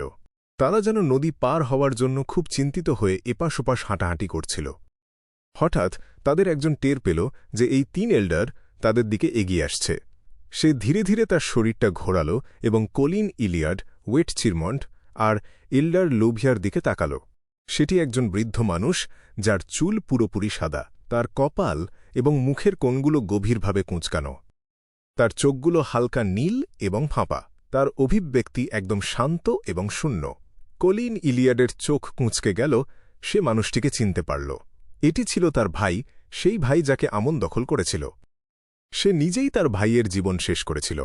সেই মুহূর্তে অন্য ব্যক্তিরাও ঘুরে দাঁড়াল, আর তাদের মুখগুলো এমন ছিল যা কলিন ইলিয়াড, ওয়েট চিরমন্ট এবং এল্ডার লোভিয়া খুব ভালো করেই চিনত। কিন্তু তারা সবাই অস্বাভাবিকভাবে শান্ত হয়ে আছে। এল্ডার লোভিয়ার অভিব্যক্তিতে কোনো পরিবর্তন এল না, কিন্তু তার পেছনে একসময় 5 মিটারেরও বেশি লম্বা এক বিভ্রমের নাইট দেখা দিল। এই নাইট একটি প্রাচীন রূপালী বর্ম পড়েছিল। এর চোখগুলো রক্তের মতো লাল আর আগুনের মতো জ্বলছিল। নিরাপদ সমুদ্রপথ পার হওয়ার প্রায় 10 সেকেন্ড পর ক্লাইন মোরেত্তি বার্সার্ক সি এর পোটো হারবারে পৌঁছাল।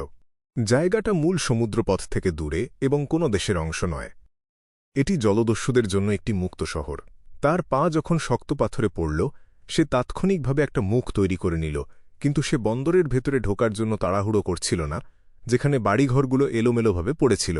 সে পকেটে হাত দিয়ে একটা আয়রন সিগার কেস বের করল। বার্সার্ক সি এর স্পিরিট ওয়ার্ল্ড পার হওয়ার সময় সে আজিকের কপার হুইসেলের হালকা কাঁপুনি অনুভব করেছিল। স্পিরিচুয়ালিটির দেয়াল সরিয়ে ক্লাইন মোরেত্তি সিগার কেস খুলল এবং সেই প্রাচীন আর চমৎকার কপার হুইসেলটা বের করল। এই কপার হুইসেলটা তার সাধারণ শীতলতা আর স্নিগ্ধতা হারিয়ে ফেলেছিল, আর এখন তা আগুনের মতো গরম হয়েছিল। তবে এই অস্বাভাবিকতা দ্রুত মিলিয়ে যাচ্ছিল।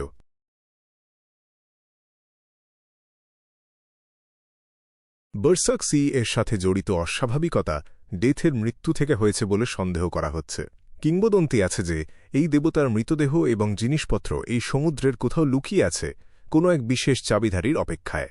এই আজিকের কপার হুইসেলটি আইজ্যাকের কাছ থেকে পাওয়া গিয়েছিল। আইজ্যাক নিশ্চিতভাবেই ডেথের সরাসরি বংশধর এবং প্রথম বা দ্বিতীয় প্রজন্মের একজন।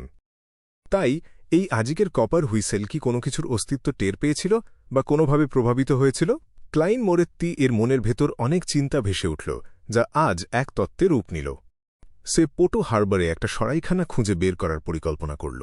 গ্রে ফগের উপরে গিয়ে সে স্বপ্ন ডিভিনেশন ব্যবহার করার চেষ্টা করবে কোনো ইঙ্গিত পাওয়ার জন্য। তারপর স্কেলসন হারবারে ফেরার সময় এবং উপায় নিয়ে চিন্তা করবে। নিজের কোনো অনাকাঙ্ক্ষিত দুর্ঘটনা এড়ানোর জন্যই এই সতর্কতা। তার আগে তাকে ক্রিপিং হাঙ্গারের জন্য খাবার জোগাড় করতে হতো। সমুদ্রের ধারের পাহাড়ের নিচ দিয়ে হেঁটে ক্লাইন মোরেত্তি পোটো হারবারে ঢুকল। এখানকার বাড়িঘরগুলো যেন যে যেভাবে পেরেছে সেভাবেই তৈরি করেছে। কোনো পরিকল্পনা নেই বললেই চলে, যার ফলে রাস্তাগুলো কোথাও খুব প্রশস্ত, আবার কোথাও সরু, এতটাই সরু যে একজনের বেশি মানুষ যেতেই পারে না। কিছু এলাকায় তো উপরের দিকে তাকালে আকাশ দেখাই যায় না, শুধু শুকোতে দেওয়া কাপড়ের সারি দেখা যায়। নতুন একটা মুখ পড়ে, ক্লাইন মোরেত্তি অনেক জলদস্যুর পোশাকে থাকা মানুষের ভিড়ের ভেতর দিয়ে ঘুরে বেড়াল। তারপর অভ্যাসমতো শিকারের সন্ধানে বার এর দিকে এগিয়ে গেল। ঠিক সেই মুহূর্তে সামনের দিকের একটা স্কোয়ারে রাখা নোটিশ বোর্ডের সামনে কিছু মানুষকে জড়ো হতে দেখল সে। কি হয়েছে? কৌতূহল নিয়ে ক্লাইন মোরেত্তি জায়গাটার কাছে এগিয়ে গেল। ক্লাউন হিসেবে তার ভারসাম্য আর ক্ষিপ্রতা ব্যবহার করে সে ভিড়ের ফাঁক গলে কোনোমতে এমন একটা জায়গায় পৌঁছাল যেখান থেকে নোটিশ বোর্ডটা দেখা যায়। বোর্ডের ওপর একটা কাগজ ছিল যেটা বাকি সব কাগজকে ছাপিয়ে উপরে ছিল। এক দেখাতেই তা নজরে পড়ার মতো। সেটার শিরোনাম হল ব্ল্যাক এম্পেরর এর নাবিক নিয়োগ। ব্ল্যাক এম্পেরর, এটা কি king of the five seas নাস্টের জাহাজ নয়, যেটা স্পিরিট ওয়ার্ল্ড ভ্রমণ করতে পারে? কিং অব পাইরেটস হিসেবে পরিচিত হওয়ার পরও সে এভাবে প্রকাশ্যে নাবিক নিয়োগ করছে। ক্লাইন মোরেত্তি কিছুটা অবাক হল। সে ইচ্ছে করেই নিচু গলায় বলল, এটা কিভাবে সম্ভব? কেন নয়? তার পাশে থাকা এক চওড়া শরীরের লোক, যার হাতগুলো ভাঁজ করা স্লিভ থেকে বেরিয়ে আছে, সে জোরে হেসে উঠল। অতীতে এটা অসম্ভব হলেও এখন সম্ভব। কেন? ক্লাইন মোরেত্তি চাইছিল কেউ উত্তর দিক। সে সাথে সাথে মাথা ঘুরিয়ে তাকে জিজ্ঞেস করল। চওড়া শরীরের লোকটির হাত আর গালে ট্যাটু করা ছিল, তাকে বেশ ভয়ঙ্কর দেখাচ্ছিল। প্রশ্ন শুনে সে মূল সমুদ্রপথের দিকে নির্দেশ করে বলল, 1 সপ্তাহ আগে ব্ল্যাক এম্পেরর এবং লোয়েনের নতুন স্টিম আয়রনক্ল্যাড রণতরী প্রিটসের সাথে এক সমুদ্র যুদ্ধ হয়েছে। ব্ল্যাক এম্পেরর এর অনেক লোক মারা গেছে এবং তাদের এখন অনেক লোক প্রয়োজন। ক্লাইন মোরেত্তি এর প্রথম প্রতিক্রিয়া হল, এটা তো মিস্টিক্যাল দিক থেকে কোনো অর্থই হয় না। খবরের কাগজে ছাপা খবর এবং সমুদ্রে শোনা গুঞ্জন থেকে সে জানত যে প্রিটস সাধারণ যুদ্ধজাহাজ। এর মধ্যে কোনো বিয়ন্ডার উপাদান ছিল না। হয়তো শারীরিক ক্ষতির দিক থেকে এটা ব্ল্যাক এম্পেরর এর চেয়ে শক্তিশালী ছিল, কিন্তু ব্ল্যাক এম্পেরর স্পিরিট ওয়ার্ল্ড ব্যবহার করে লিপ করতে পারে, ঠিক যেমন একটা বড় সাইজের ট্র্যাভেলার। সাধারণ কোনো অস্ত্র দিয়ে এটাকে ক্ষতি করার উপায় নেই। তাছাড়া king of the five seas Nast সম্ভবত ব্ল্যাক এম্পেরর পাথওয়ে এর সিকোয়েন্স 3 ডেমিগড ছিল। সে সমুদ্রে সবচেয়ে কুখ্যাত একজন ক্ষমতাধর ব্যক্তি। সে কামানের গোলার গতিপথ বদলে দিতে পারত, যার ফলে কোনো সাধারণ নৌবহরের মুখোমুখি হলে সে প্রায় অপরাজেয়। ক্লাইন মোরেত্তি এর দিক থেকে দেখলে তারা সম্পূর্ণ 2 আলাদা জগতের শত্রু ছিল। অথচ শেষ পর্যন্ত যেটা ঘটল তা সে কল্পনাও করতে পারেনি। সে তার বিস্ময় লুকিয়ে না রেখে বলে ফেলল, প্রিটসের কি হল? ভয়ঙ্কর দেখতে লোকটি মাথা নাড়ল এবং উত্তর দিল, আমি ঠিক জানি না, তবে শুনেছি সেটার কোনো ক্ষতি হয়নি, শুধু 2 করভেট ডুবে গেছে। এটা ক্লাইন মোরেত্তি প্রথমে অবাক হল, তারপর কি ঘটেছে তা কিছুটা বুঝতে পারল। সে টুটানসেস দ্বিতীয় এর মমি ছিনিয়ে নেওয়ার ঘটনাটা মনে করল। সামরিক বাহিনীর ডেমিগড এমন এক নিয়ম ব্যবহার করেছিল যেখানে মিস্টিক্যাল শক্তি দুর্বল হয়েছিল এবং বাস্তব শক্তি শক্তিশালী হয়েছিল। একবার এটা কার্যকর হওয়ার পর ব্ল্যাক এম্পেরর ছিল কেবল একটা সামান্য বিশেষ এবং অসাধারণ বৈশিষ্ট্যসম্পন্ন পালতোলা জাহাজ। এটা নিশ্চিতভাবেই কোনো আয়রনক্ল্যাড রণতরীকে হারাতে পারবে না, এমনকি পালিয়েও যেতে পারবে না। এর মানে হল সামরিক বাহিনীর দিকেও একজন ডেমিগড অস্তিত্ব ছিল, নইলে এমন নিয়ম কার্যকর হতো না। এমন পরিস্থিতিতে ব্ল্যাক এম্পেররকে পালিয়ে যেতে বাধ্য করার জন্য king of the five seas নাস্টকে অবশ্যই খুব শক্তিশালী হতে হবে। ফেরেশতাদের নিচে সে নিশ্চিতভাবে সবচেয়ে শক্তিশালী একজন দেখে মনে হচ্ছে। আরবিটার পাথওয়ের অস্তিত্বের কারণে এই পৃথিবীর সামরিক উন্নয়নের গতিপথ পৃথিবীর মতোই রয়ে গেছে। এটা এমন পর্যায়ে পৌঁছাবে না যে সামান্য উচ্চতর মিস্টিক্যাল শক্তিকে হারাতে পারবে না। ক্লাইন মোরেত্তি বোঝার সাথে মাথা নাড়ল এবং আর কিছু জানতে চাইল না। সিকোয়েন্স 4 এর নিচে বিয়ন্ডারদের ক্ষেত্রে বড় আকারের যুদ্ধে অফেন্সিভ ফায়ার পাওয়ার দেওয়া বা কার্যকর ডিফেন্স ছাড়া বাকিরা সরাসরি যুদ্ধ এড়াত। তারা হতো ক্লিন আপ ক্রু বা শুধু সাপোর্ট দিত। উদাহরণ হিসেবে একজন ম্যারিওনেটিস্ট তার সব ম্যারিওনেট নিয়ে মিড সিকোয়েন্স বিয়ন্ডার যুদ্ধে মুখোমুখি লড়াইয়ে কাউকে ভয় পেত না। কিন্তু একবার যদি সে এমন যুদ্ধক্ষেত্রে থাকে যেখানে চারদিকে গোলা আর মেশিনগানের গুলিবর্ষণ চলছে, তখন শারীরিক দুর্বলতার সমস্যাটা সামনে চলে আসত।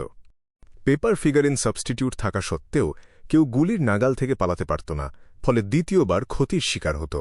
এমন পরিস্থিতিতে আবার পেপার ফিগারিন সাবস্টিটিউট ব্যবহার করার সময় থাকত না।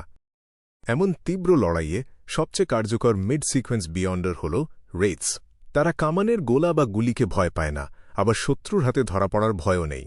তাছাড়া তাদের আছে শ্রিক, যা একটা বিশাল এলাকা জুড়ে প্রভাব ফেলতে পারে। ক্লাইন মোরেত্তির চিন্তা যখন অন্যদিকে ঘুরছিল, তখন আগের লোকটি বলতে শুরু করল, তুমিও কি ব্ল্যাক এম্পেরর যোগ দেওয়ার কথা ভাবছ?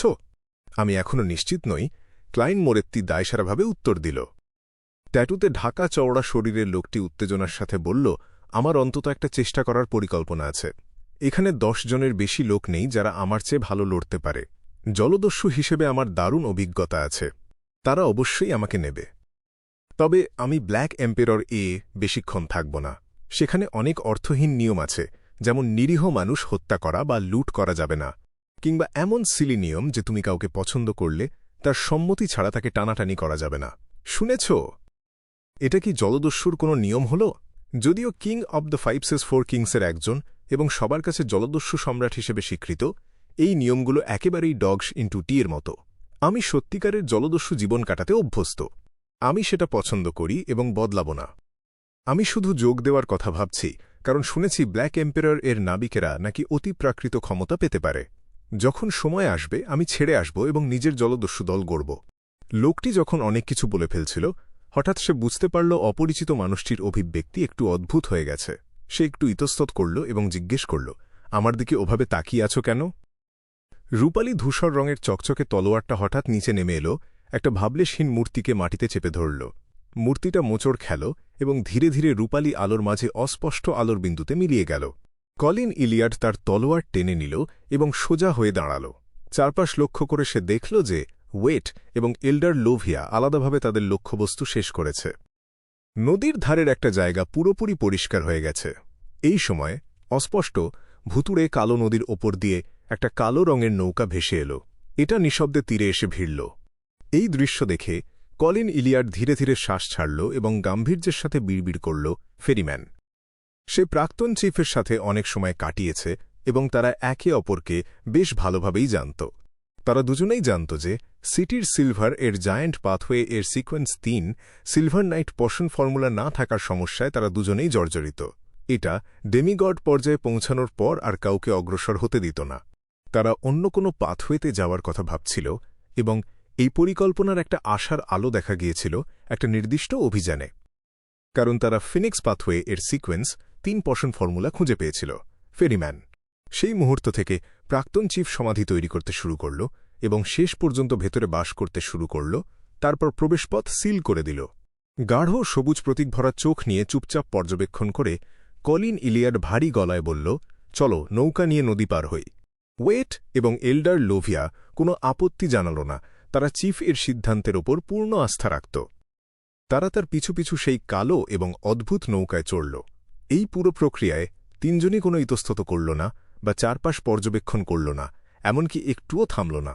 যেন এটা কোনো অভিযান নয়, বরং গন্তব্য জানা কোনো পরিদর্শন। নৌকাটা ধীরে ধীরে কালিকালো পানির ওপর দিয়ে চলতে শুরু করল। পেছনে রেখে গেল একটা লম্বা দাগ। রক্তাক্ত হাত এবং পিচ্ছিল সুরগুলো হিংস্রভাবে উপরের দিকে উঠে নৌকায় আছড়ে পড়ল, কিন্তু তারা কোনো চিহ্নই রাখতে পারল না। তারা কোনো প্রভাবই ফেলতে পারল না। মাত্র 10 সেকেন্ডেরও কিছু বেশি সময়ের মধ্যে 6 সদস্যের কাউন্সিলের 3 এল্ডার নদীর ওপারে পৌঁছাল। সেখানে একটা বেদি ছিল, যার ওপর একটা ভারী লোহা কালো কফিন রাখা। কলিন ইলিয়াড সাথে সাথে নৌকা থেকে লাফিয়ে নামল এবং তার অন্য তলোয়ারের দিকে হাত বাড়াল। আগের মতোই সে সতর্ক ছিল, কোনো কিছুকেই অবমূল্যায়ন করেনি। এরপরে ওয়েট তার লোহা ধূসর হাতুড়ি নিয়ে তীরে ভারী পা ফেলল। সে আশপাশের মাটিতে স্পষ্ট কম্পন তুলে দিল। সে দৈত্যাকার কফিনটিকে জড়িয়ে রাখা দানবের মাথার খুলিটির দিকে তাকাল। 2 কদম এগিয়ে এসে হাতুড়িটি তার সামনে রাখল। তারপর সে তার পেছনে থাকা ড্রাগন স্লেইং বউটা খুলে নিল। এই সময় ওয়েট হঠাৎ তার হাতের তালুর পেছনে একটা চুলকানি অনুভব করল। সে অবচেতনভাবে নিচে তাকাল এবং দেখল যে তার লোমকূপ থেকে সরু সাদা চুল বের হচ্ছে, যার ভেতর হলদেটে তেলের দাগ, এবং সেগুলো আকারে বড় হচ্ছে। পোর্টো হারবার। ক্লাইন মোরেত্তি ক্রিপিং হাঙ্গারকে খাওয়ানোর পর একটা সরাইখানা খুঁজে বের করল। তারপর এমন একটা ঘর পেল যেটা মোটামুটি পরিষ্কার বলা যায়। তারপর সে ঘড়ির কাঁটার উল্টো দিকে 4 কদম হাঁটল এবং গ্রে ফগের উপরে গেল। দ্য ফুল এর চেয়ারে বসে ক্লাইন মোরেত্তি প্রথমে আজিকের কপার হুইসেলের প্রজেকশনটা হাতে নিল এবং একটা কলম ও কাগজ নিয়ে ডিভিনেশন বিবৃতি লিখল। আজ এই আজিকের কপার হুইসেলের অস্বাভাবিকতার কারণ।